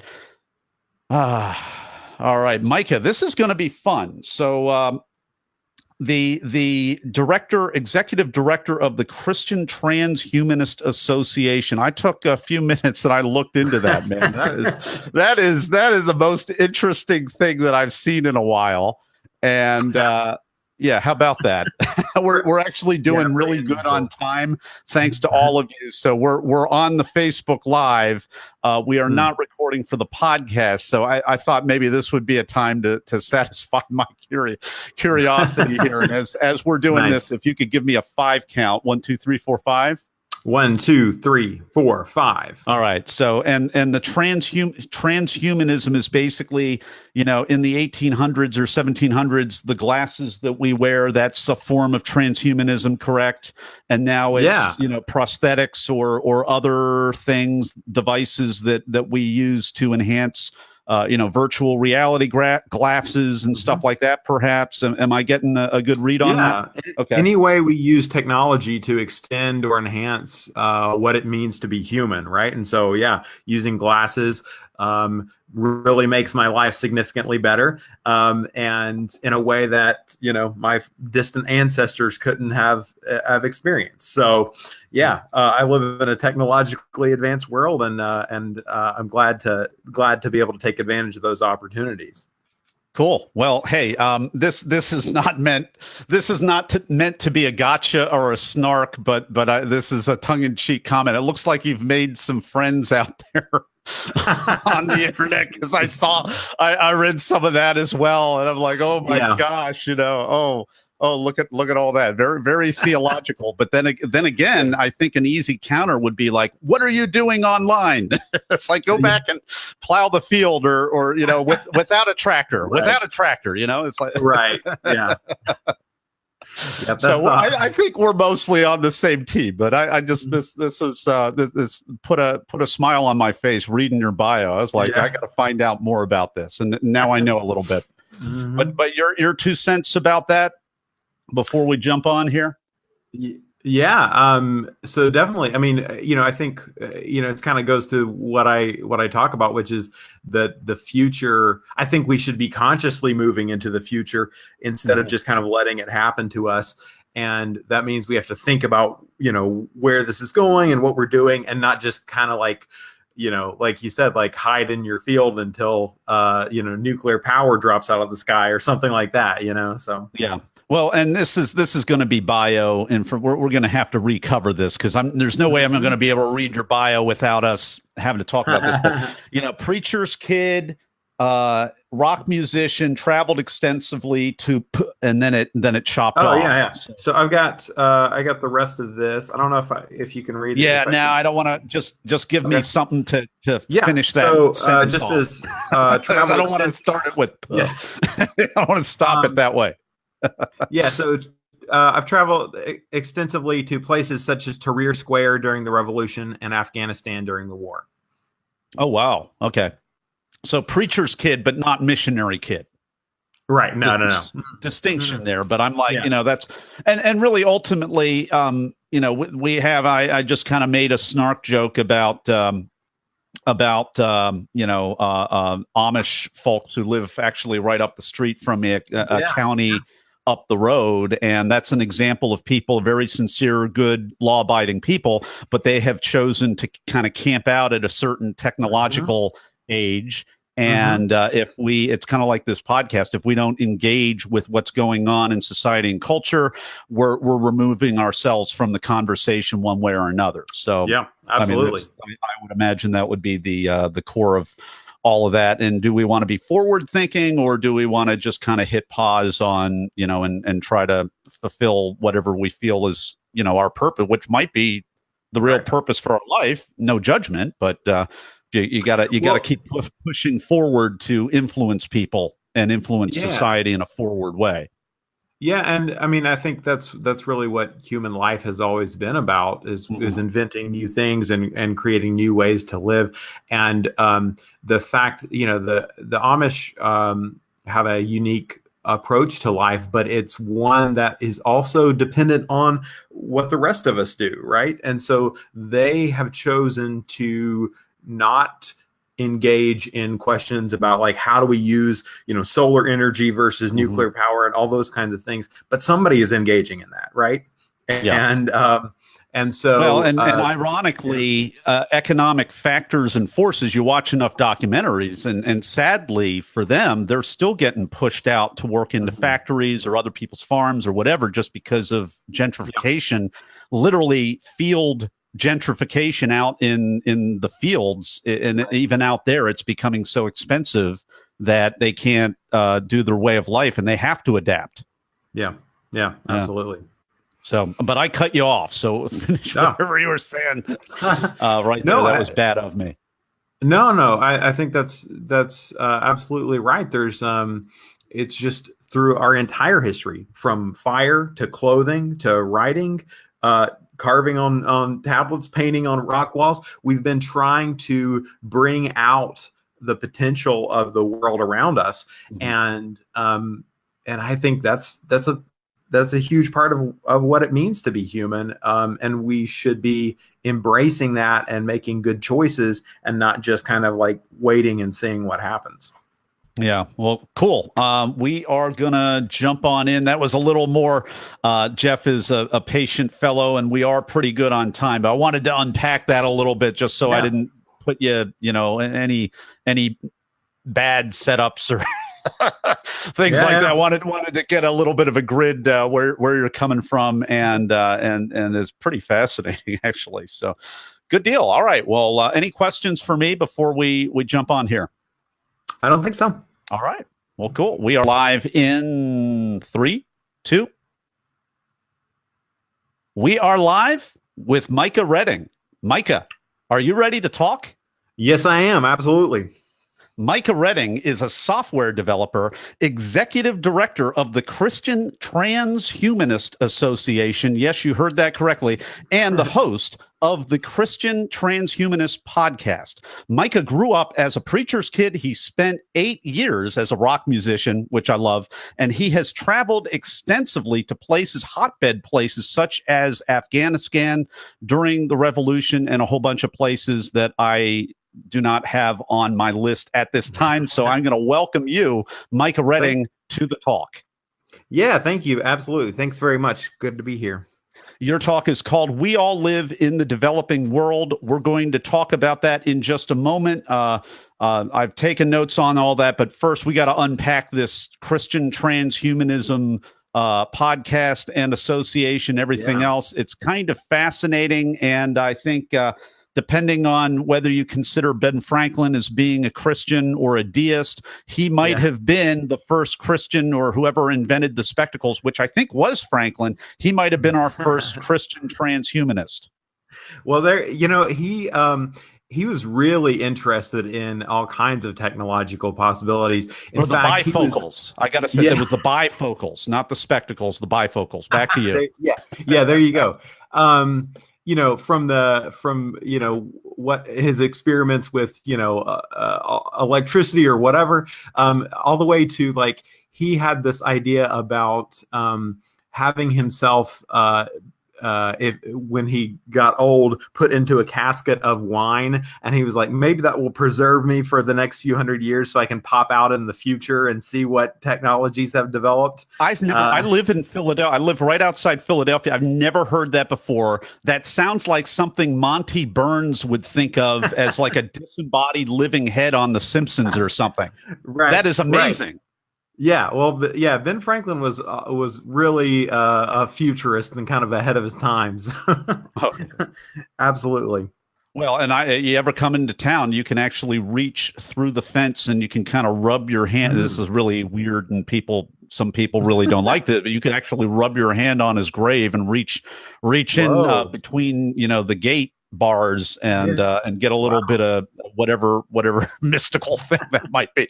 I really shouldn't be saying stuff like this on a recording, but as you can tell, Micah and I have a little bit of chemistry already. So back to the talk. We all live in the developing world. I love this because it's not just a really inspirational idea. You're an idea guy, but you reached into, I think it was Peter Thiel and a bunch of other folks who talk about the vertical progress versus the horizontal progress. And horizontal progress is that incremental, efficiency, continuous improvement, Kaizen kind of thing. But then there's another kind, which is a vertical progress, which is a whole leap of mindset. And it's an exponential leap, and it solves the bigger problems that the lower problems will never be able to solve. So please, Micah, take us behind your talk. Yeah.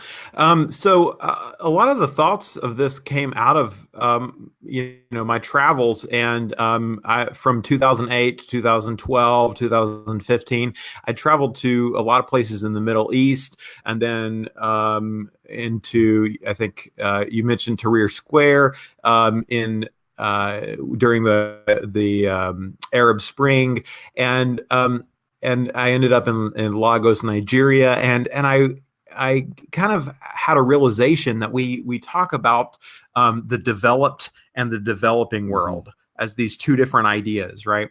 And I really came to the conclusion that was really doing a disservice to understanding how the world actually works and how it should work and what we should be doing as a society. Because developing sounds like we're in process, and developed sounds like we're done, right? So we have this whole part of the world where we're telling ourselves we're done developing, we're done with what we're becoming. And we have this whole other part of the world that we're saying all they need to do is catch up. All they need to do is that horizontal progress, imitating what's already been done. And my whole point was that actually we all need to be developing something new. We all need to be engaging in that vertical progress. Well, and the semantics, you're right. They're not only incorrect, that some people are rightfully starting to take offense at that, because it really, it's kind of pejorative. It's like, I've arrived and these folks over here haven't yet, which is totally false. And as a example of horizontal progress, we've all got telephone poles outside for these silly landlines that many of us don't have. I certainly cut the cord a long time ago. I don't think I've ever had a landline in the last 30 years or 20 years, a few years after college, maybe. And I was over in Africa myself a few years ago, blew my mindset seeing the ladies with the water buckets on their head, just the way that you do in the stereotypes that you see, and they're quaint and charming and everything else. But what blew me away is she's on her cell phone yakking and talking, and there's the same thing with the shepherd boy with the sheep. Oh, this beautiful bucolic African kind of stereotype thing, but he's on the cell phone. And absolutely. Who needs to dig these stupid holes in the ground or put posts in and do these wires? Africa has leapfrogged over all of that phone stuff, and it goes down in the ice or whatever that we've all had to deal with. They're on cell phone. They never had to deal with that level of infrastructure waste. Right. Exactly. And that kind of points to this idea of like, we don't all have to follow the same technological path, right? Like it doesn't just have to be, other places recapping what the U.S. did over the last century.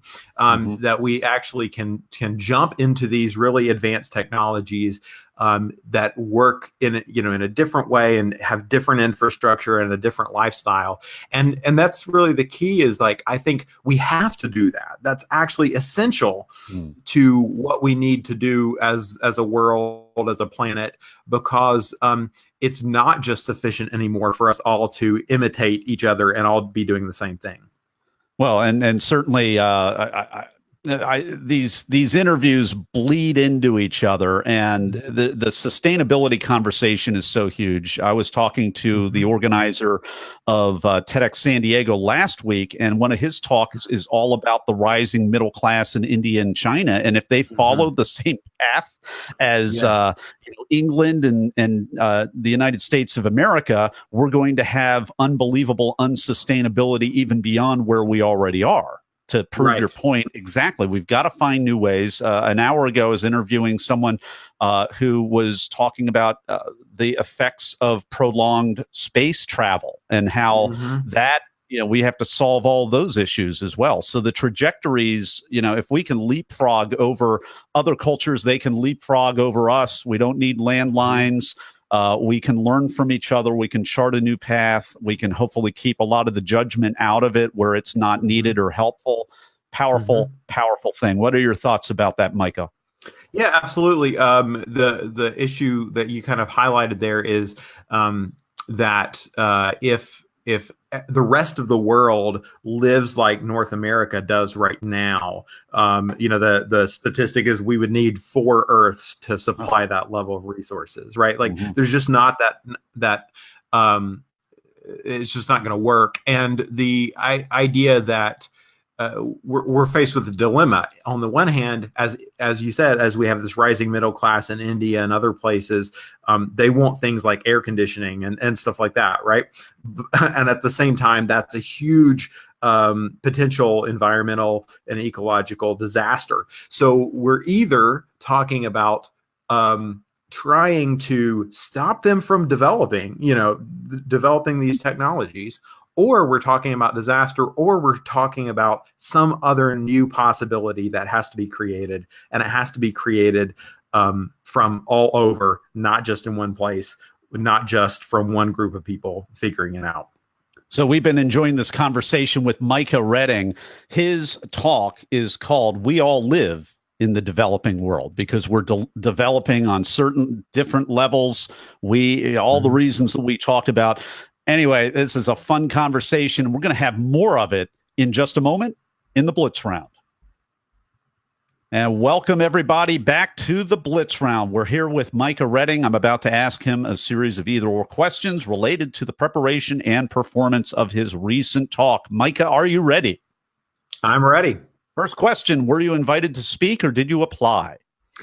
So actually, my mom saw the topic of this of the conference and said, "This is a perfect fit for you. You should apply." And I did. And all right, a little help from mom. Yeah, that's right. That's a first, Micah. That's the first. That's great.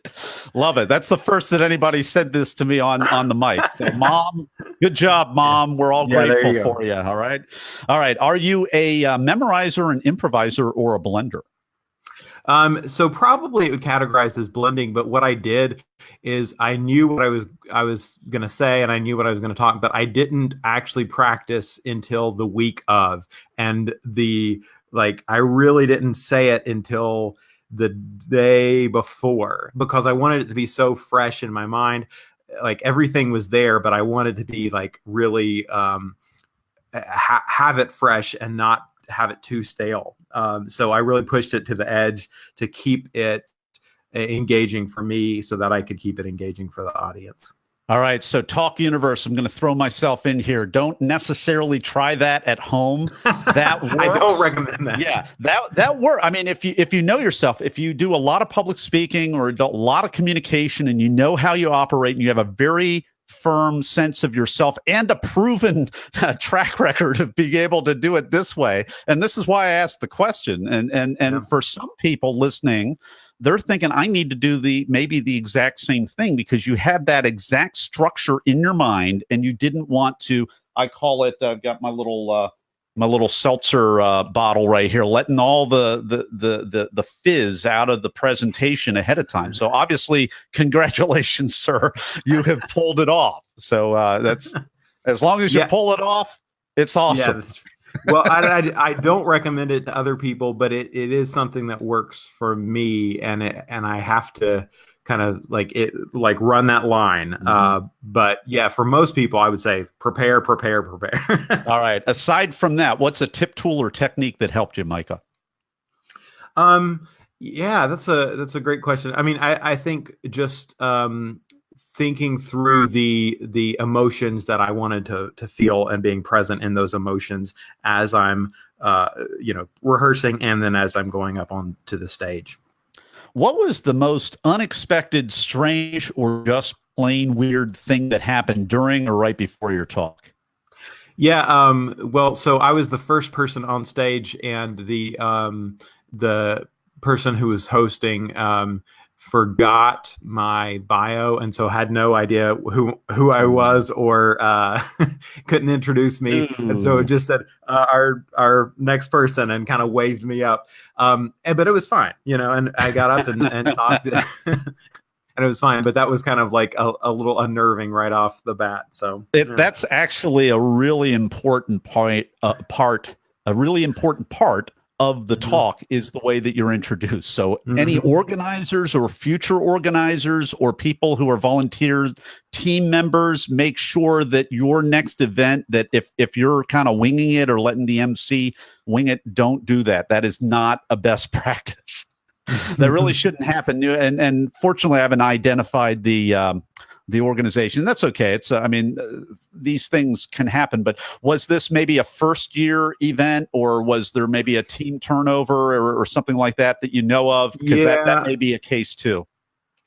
Yeah, I think that might be the case, and I definitely the person who was doing it this year or that year was definitely new to it. So I'm not sure where the ball was dropped there, but yeah, I think after me they got it all in line and all that. But well, these are the things. I mean, I have a beta testing course this week, and my first group of people going through the Get Accepted course, and this is some of the stuff that we talk about in the later part of that course, because it's really important, because you're auditioning the organization just like they're auditioning you. Yeah. So enough about that. It's a little bit of a commercial, but these are what it's really important to do that. And it's really important, back to Micah, good for you, sir, that you were flexible enough not to get too high strung about that. You just kind of roll with it. I guess if you're in a war zone in Afghanistan and some of these other places, somebody forgets to read your bio, not that big of a deal. So Right. Yeah. let's put it all in perspective. And you know what? Even if you haven't been in the middle of a war zone somewhere, not a big deal for you too, because it's always a privilege to be on that stage. So, we've been enjoying this talk with Micah Redding. His talk is called, as my tablet has fallen asleep right here. Micah's talk is called "We All Live in the Developing World," and his talk can be viewed. A link on it can be viewed at BeTheTALK.com. We'll have a link right there. We'll also have a link to Micah's website. It's MicahRedding.com. MicahRedding, MicahRedding.com. And in just a moment, we will have the final word of advice. And we're back with the final word of advice from Micah Redding. Yeah, I would say the future matters, and if you can if you can travel, you can. It can expand your imagination of what kinds of futures are possible. And if you can't travel, read good fiction books and watch good movies, because expanding your imagination really makes for a better world, makes for a better life. And I'd recommend it to everybody. Micah Redding, thank you so much for carving out time to come on the talk today and share your wisdom with Talk Universe. Thank you. It's been great to be here. All right, that's a wrap. All right. Hope that worked all right. It sure did. Yeah, it really did. It was worked out well. And we're going to say hi to Jeff here. I'm escorting Jeff finally to the stage. Welcome, Jeff. Last but not least. Hello. Can you hear me? I can't see me. Can you hear me? Yeah, sure can. I can't see. I've got this weird delay thing going on my end. So, how long? That can be rough. I don't know. How long did I just delay? I can't really tell. Okay, because it's also cutting out. It's weird. I had it on Wi-Fi, and so I switched over to Ethernet. Should be good, but awesome. I don't know. Yeah, you can't go wrong with Ethernet, you can, but if you go wrong with Ethernet, there's no. I mean, you can fly in and come to my house. I'll give you my address. Especially when you talk to the transhumanist guy, because he's like, I know all about technology. You're doing it wrong. Well, yeah, this is a lot of fun. I'm playing around with the different. I will show you what the cyborg future looks like. This is pretty cool. I mean, I'm all into that, by the way, Micah. Just so you know. Awesome. We should you could induct us into the club or something. This is great. Yeah, my whole thing is all about that. That's our inevitable future as well. So yeah, I'm looking at the bios. This is a perfect back-to-back. Yeah, he was like, imagination and is the key. I'm like, that's what I do. I'm all about expanding that was the name of my talk, is expand your imagination exponentially. So so the horizontal versus the vertical thing, that's exactly what your talk is on as well. Yeah. All right. Well, good. Exactly. Well, hey, if you haven't heard me tell the others this, and you want to stay connected, because this is actually a somewhat rare situation where back to back your talks actually dovetail perfectly, and so I do have a Facebook alumni group only for not Talk Universe, but our Talk alumni. And that's a great way to connect and, carry on the conversation and cross-reference one another. So it sounds like this could be a real match here as well, which is cool. Yeah, if you do anything fiction related or write movies or any of that kind of stuff, let me know, because that's my wheelhouse. So cool. About those topics. Well, I see a new Christian blockbuster movie that we all probably hate in the future. Sorry, I'm not trying to be too nasty here on the Facebook Live. we're still matter.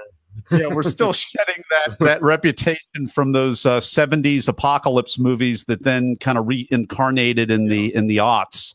I think with Nicolas Cage and Kurt Cameron always ends up in the middle, you know. Oh, man. Right. Yeah. Fine fellow, but you know, always kind of ties into some of these blockbusters one way or another. Micah, you can reach down and give me kind of the slap gesture if I'm going a little too far. I may want to actually be a voting member of your organization. Plunk down the $100 for that, man. I was reading up on that. I'm like, you know, that might I think I'm definitely in for the free level at least. I don't know. I just quit my homeowners association board, so I don't know if I want to vote on too many things anymore. Come to think of it, you need some more organizations in your life. That's the thing. You know? No, I don't know about that. Don't know about that. All right, so here's what I'm going to do. I'm going to escort Jeff back because I have to be on the left. I'm going to escort Micah back into the lobby, and then I'm going to join after Jeff because I've got to be on the left. So thank you all so very much.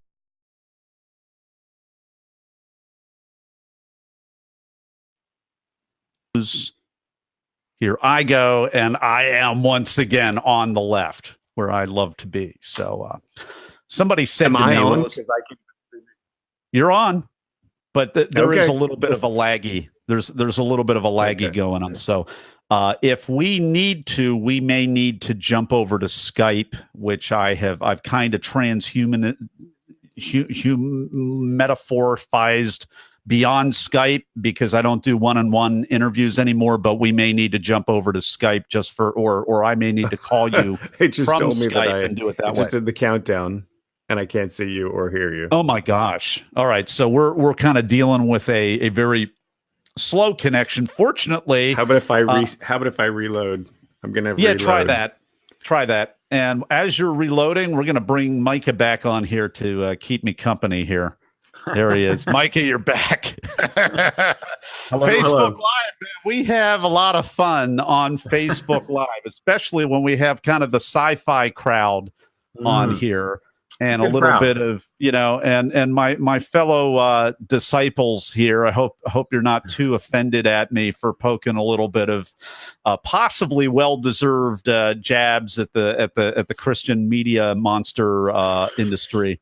A little bit. So, you know, we don't want to get too mean because, you know, it's amazing because a lot of people, you know, a song that I think is cheesy, or maybe they found like one of these old like $100 fake $100 tracks. And then some of the people that are my best friends, like I picked up $100 track that wasn't $100 track at McDonald's and I found God. So it's like, because I that has happened to me so many times with people. I try not to mean anymore. Yeah, and so I live here in Nashville, Tennessee. So you're right in the middle of that. Yeah, I'm right in the middle of it. So you say too many things, and you're probably hitting some of my neighbors around here. So like, yeah, you gotta be careful, Micah, for sure. That's right. Jeff, the delay. I'm going to try to. The delay is exaggerated more than ever before. I'm all right, shutting down. I'm going to escort Jeff back because this is almost like a sci-fi thing over here. I'm escorting back because it was like I think there was like a Saturday Night Live joke about somebody that made really funny jokes just 10 minutes late, and the Wi-Fi connection here is on so many different levels of the developing and the developed might actually apply, which is what Jeff was saying he was or Micah was saying he was so against. So here's what we're going to do.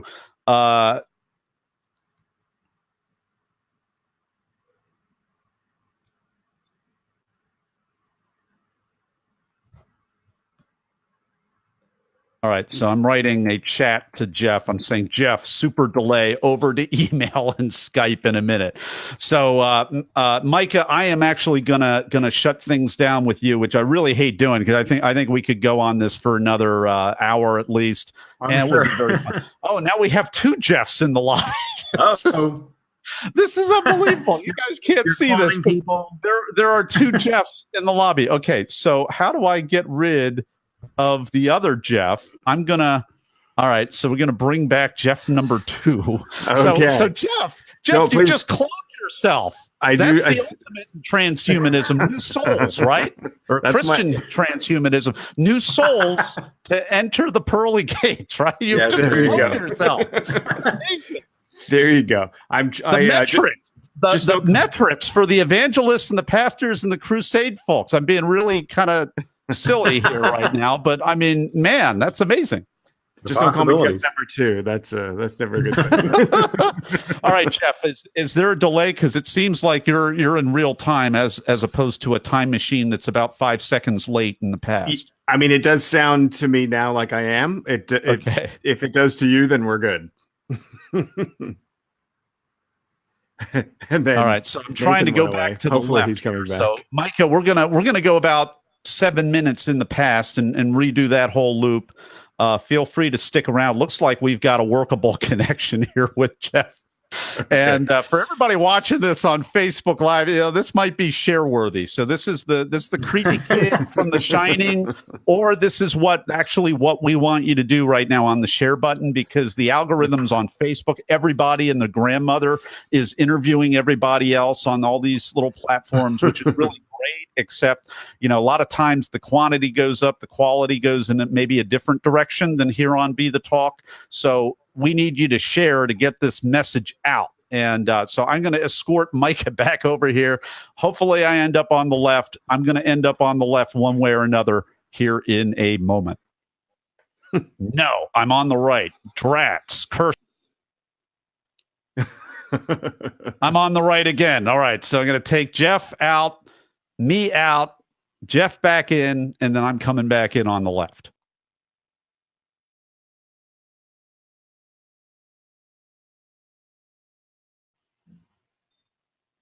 And Jeff is back, and I'm here on the left where I like to be. And this is my seat right here on the left. You know why? Because I'm left-handed.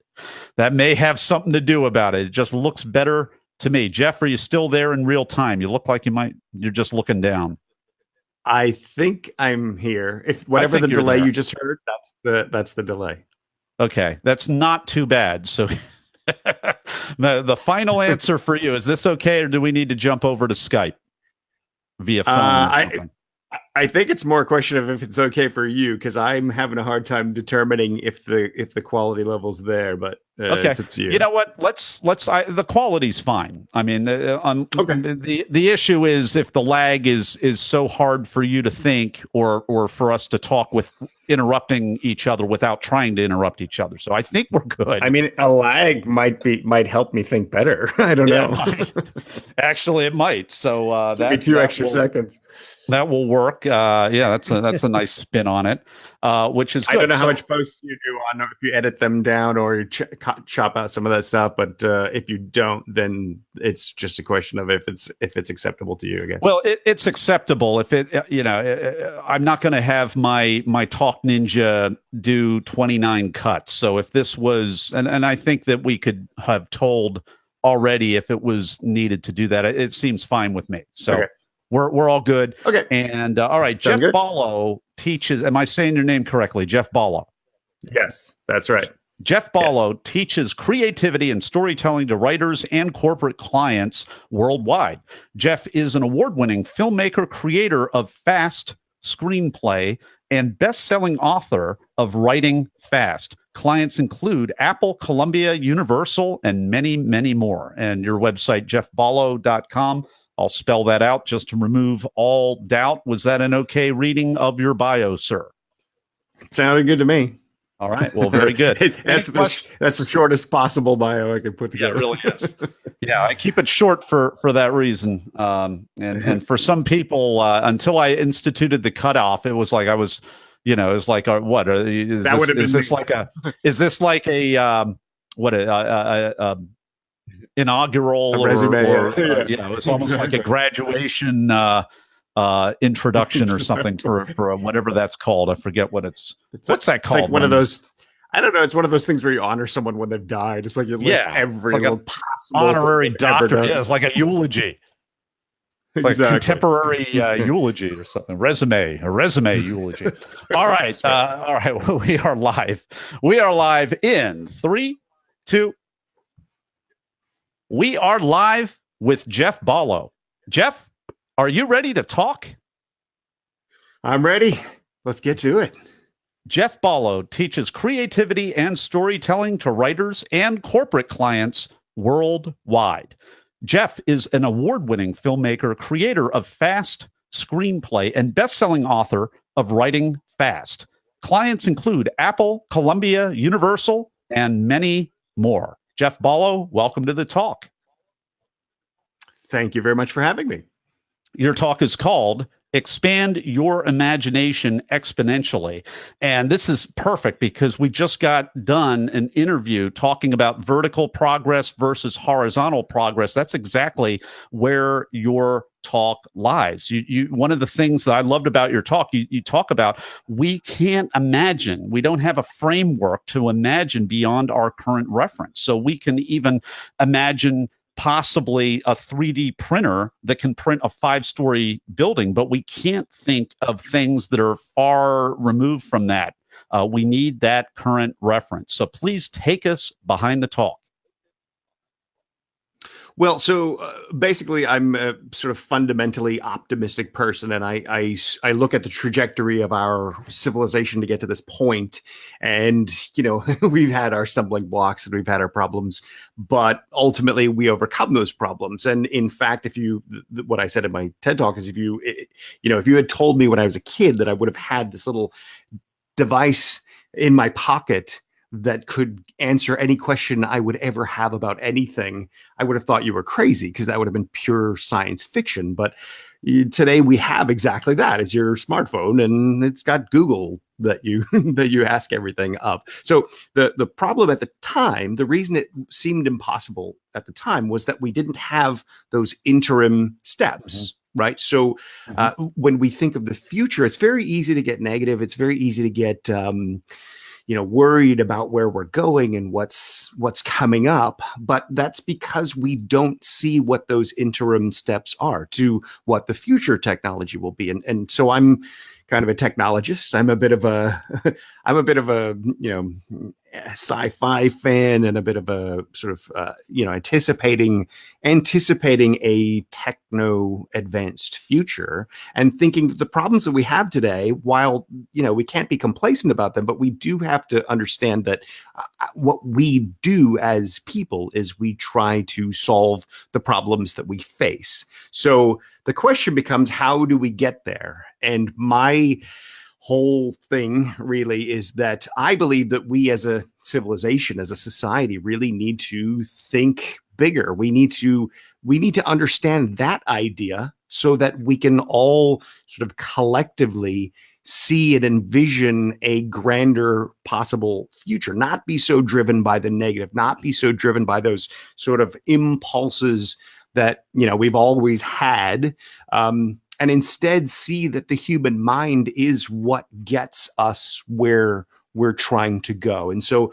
a lot of my talk and really what I do in my professional life is I try to help people use the power of story and how the human mind works to solve their problems, to find solutions, and to sort of design what that grand future is or may be. Well, I love this because we're talking about playing chess instead of checkers. And even beyond that, we're talking about like 4D, 5D chess on 4 or 5 different levels or whatever. Actually, we're not talking about that. No, not exactly, because we're talking about something even grander than that we don't even have a grid to have a shared language for. That's really what we're talking about, right? If you think about the number of people on the planet, the analogy I use in my talk is if you imagine the Earth as a brain, and every one of us is a neuron in that brain. You're right. We're not talking about 5D chess. We're actually talking about 7 billion interactive connections, and all of those people, everybody watching this, everybody listening to this, everyone has the possibility, that imagination, that capacity for contributing to that. And we all have this unique window on our world. And because we all have this unique window on our world, we all see things that little bit differently or quite a bit differently. And so it's almost like our job to share with the world, to bring to the world our unique perspective, our unique vision, the imagination that our one brain can come up with based upon your unique experience in life. And so if you think about the 7 billion interactive connections, it's 7 billion D chess, right? On some level. Yeah. 7 billion people on the internet, 7 billion computers that are wired together to do that. I can't remember the name of that movie. Avatar. It's almost like Avatar. Was there a piece in Avatar that had that whole allusion to the whole, and everybody just kind of swarmed together? Or was that the bad dream I had last night? I don't know. That might have been a bad dream. No, it might have been. That may be possible. I'm trying to think of Avatar. That was a while ago. I mean, yeah, I think that was the last movie I saw in a movie theater. Science fiction is full of ideas and things that expand your perception of the world. And so, that's why my sort of focus is sci-fi storytelling and just storytelling in general, because with a story, you can help someone see or understand or imagine beyond what they would otherwise allow themselves to imagine. So, I teach a lot of creative writing. And so part of getting people past their initial hurdles or their initial sort of internal negative voice, right? Part of getting them past that is to help them see beyond their current place and their current setting. So my sort of way of trying to solve this problem and go about doing this is to make movies. I want to make the movies that sort of prepare the world for that future. And so, I mean, it's whether it happened in Avatar or whether it happened in some other movie, at the end of the day, it probably is out there because that's the thing that you're tapping into right now. So, that's the power of it right there. Someone else said something, created something, designed something, and you're now thinking about it. You're now imagining it. When we're doing this podcast right now, you're putting these ideas out there. Those ideas are sparking the ideas in someone else's mind. And so that's, coming back to Be the Talk and sort of what you're doing here. That's why everyone should go out and do a TED Talk, TEDx Talks, because you have that unique window on the world. You need to share that with people because you never know where your idea goes and who your idea inspires and where that may go. That may solve the little thing that you had nothing to do with the big world problem. You're passionate about movies or whatever it might be. That may spark an idea in some scientist somewhere who imagines the solution to some big global problem that we have. It's that idea sparking ideas that was kind of my big revelation in my professional career that I try to share through my talk. So, we've all got to do it, really. I think that's what we're here for. So Jeff has just kind of brought it back around full circle to you, Talk Universe. And I'm going to flash a little book here. This is kind of like the Bible for giving your talk to change the world. It's written by Chris Anderson. He's the curator of TED. And the reason that I'm showing this is because it's so democratic. You read this book, it's so easy to read. And the idea is that every single one of us, Chris Anderson says it himself, we all have ideas worth spreading. And that's what Jeff's talking about in his movies and everything else that he's doing creatively is promoting these. Now, my question to you, back to you, Jeff, is one of the it's not an objection because everybody wants to give this talk. But so many people have a really profound take on something, but it seems average or normal or common. And yet they've got this unique take on it. They've got this unique spin, unique way that they see the world. How have you, in your movies, taken some of these maybe normal, average, everyday ideas, and what do you do to bring life to them? What do you do when you have a student that has this same, not an objection, but concern, hesitation? What do you do to influence them and infuse them with passion to put their unique voice out in the world? Well, so there's two things here. So first of all, what I do in sort of a professional setting is I take people through that process. So I built this thing called Fast Screenplay, and basically it takes people from before they even have an idea all the way through the story development, the idea development, and all the way through the process to writing your screenplay, selling your screenplay, the whole thing. So to answer your question directly, is I take people through that process because it's experiential.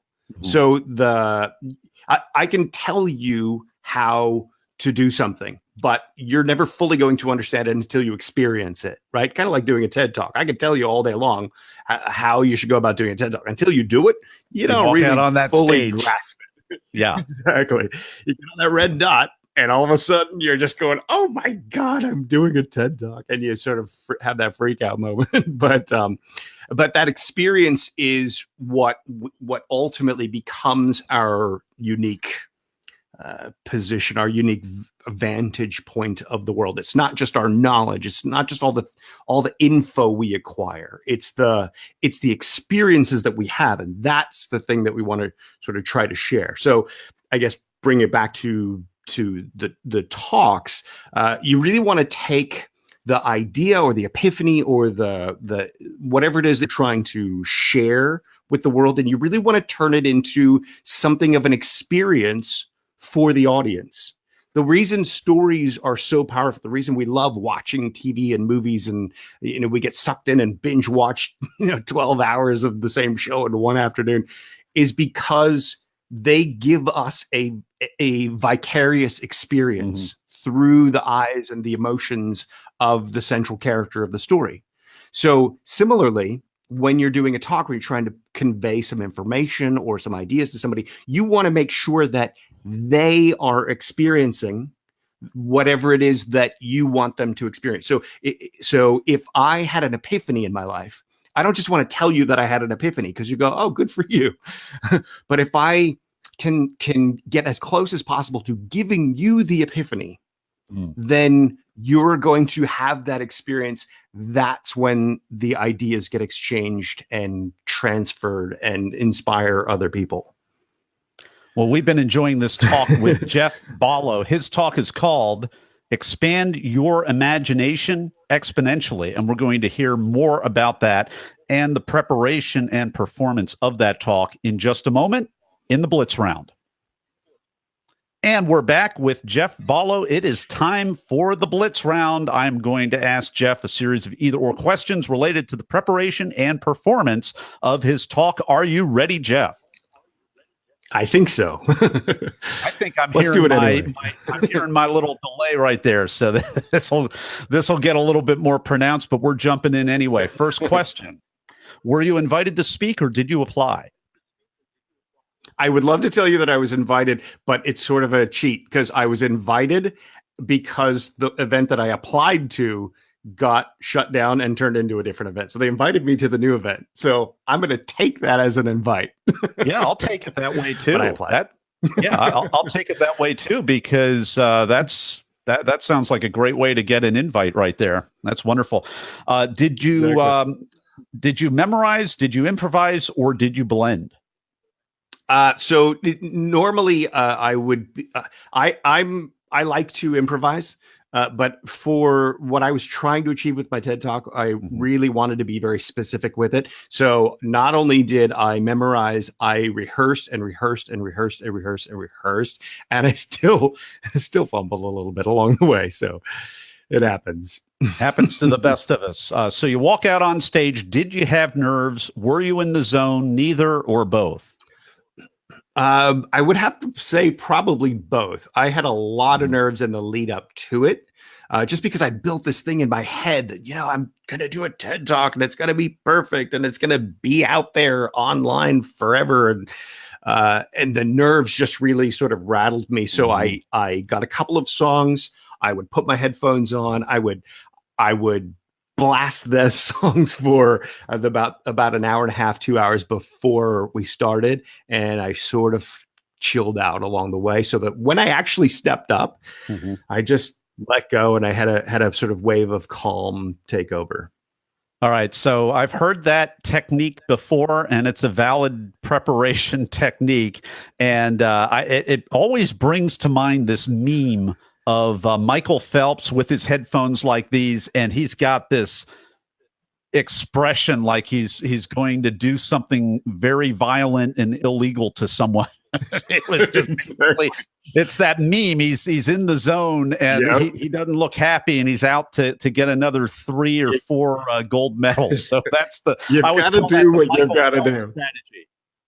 Exactly. I think anything that's going to get you to that place of I'm in charge, I can do this, and calm. Some people, I'm one of them. You get nervous before you're going to step out in front of a big group of people, and there's nothing to be embarrassed or shamed about with that. It's a real human physiological thing. So you just got to find your way of getting into that calm where it's okay. Yeah. And Talk Universe, anything you can do to leverage whatever you have at your disposal to put all of the elements or as many elements on your side, if it means getting the headphones, if it means a whole bunch of other things, that's what you need to do. What's another tip, tool, or technique that helped you? Well, so for me, I've been acting since I was 12 years old. So I have sort of done a lot of acting training. I've taught a lot of acting over the years. And one of the most important acting tips that I would have for anybody is this thing that I learned along the way that simply says, put all your attention on the other actor. Now, when you're on a stage all by yourself, your attention is naturally inclined to go to you. And if you can instead put all your attention on who is it you're trying to connect with, focus on that person, tell your story, give your talk to that person or those people. Some people like to look around the room and make the eye contact. Focus on that. And what happens is your attention goes off of yourself and onto the message that you're trying to get across. Because if I'm looking at you and I'm sort of watching your facial reactions, I'm going to see if you are getting what I'm saying in that kind of a talk situation. We're not seeing that, but if you can sort of imagine that you're seeing that, focus on that, it will take away 50% at least of the nerves that you've got. Last question for you, Jeff. What was the most unexpected, strange, or just plain weird thing that happened during or right before your talk? It happened right before my talk, and I was the first one up.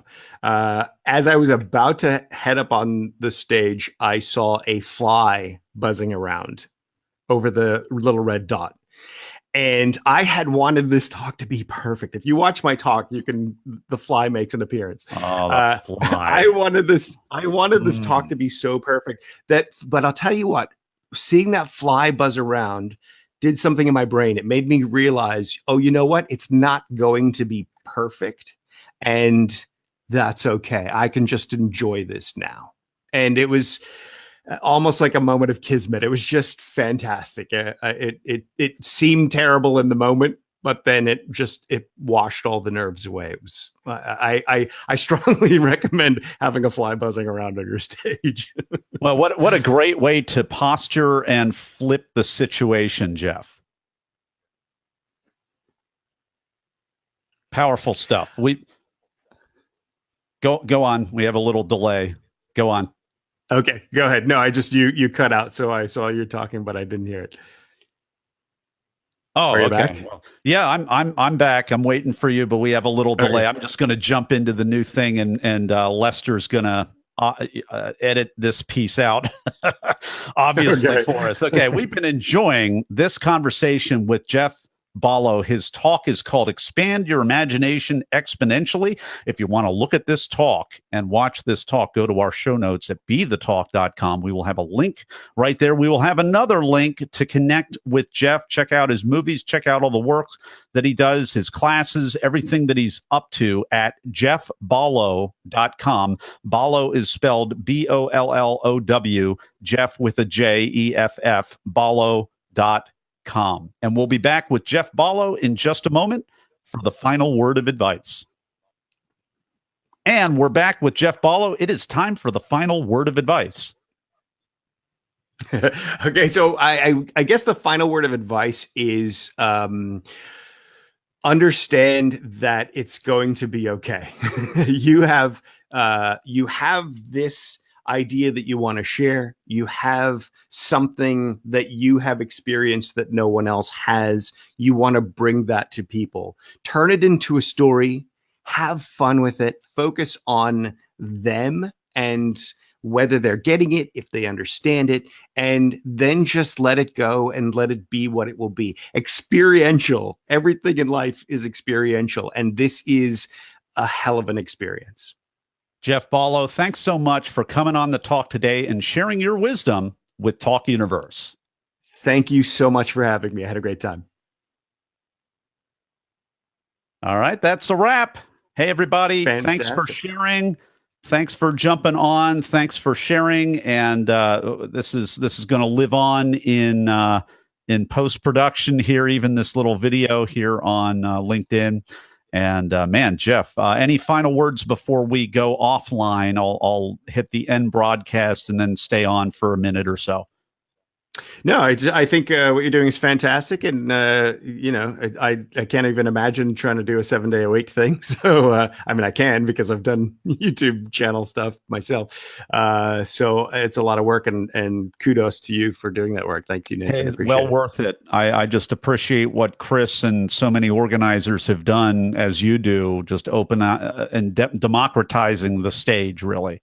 So it's powerful stuff. Absolutely. Everybody, hey, we had we had 5, 6 people here today. I can't remember anymore. And then we've got another, I think, 6 tomorrow. Unusual for this, but we're going to do another 6 tomorrow. Actually 5, because one person has jury duty. I found out that's the first jury duty, so I'm gonna respect that. And now we don't do reschedules on Be the Talk anymore. But if you have jury duty or some kind of medically, a note from your doctor or something like that, then I probably shouldn't say this on Facebook Live, but we make accommodations for that. So, hey, everybody, thanks for joining us. Remember to share. I'm going to go offline with Jeff.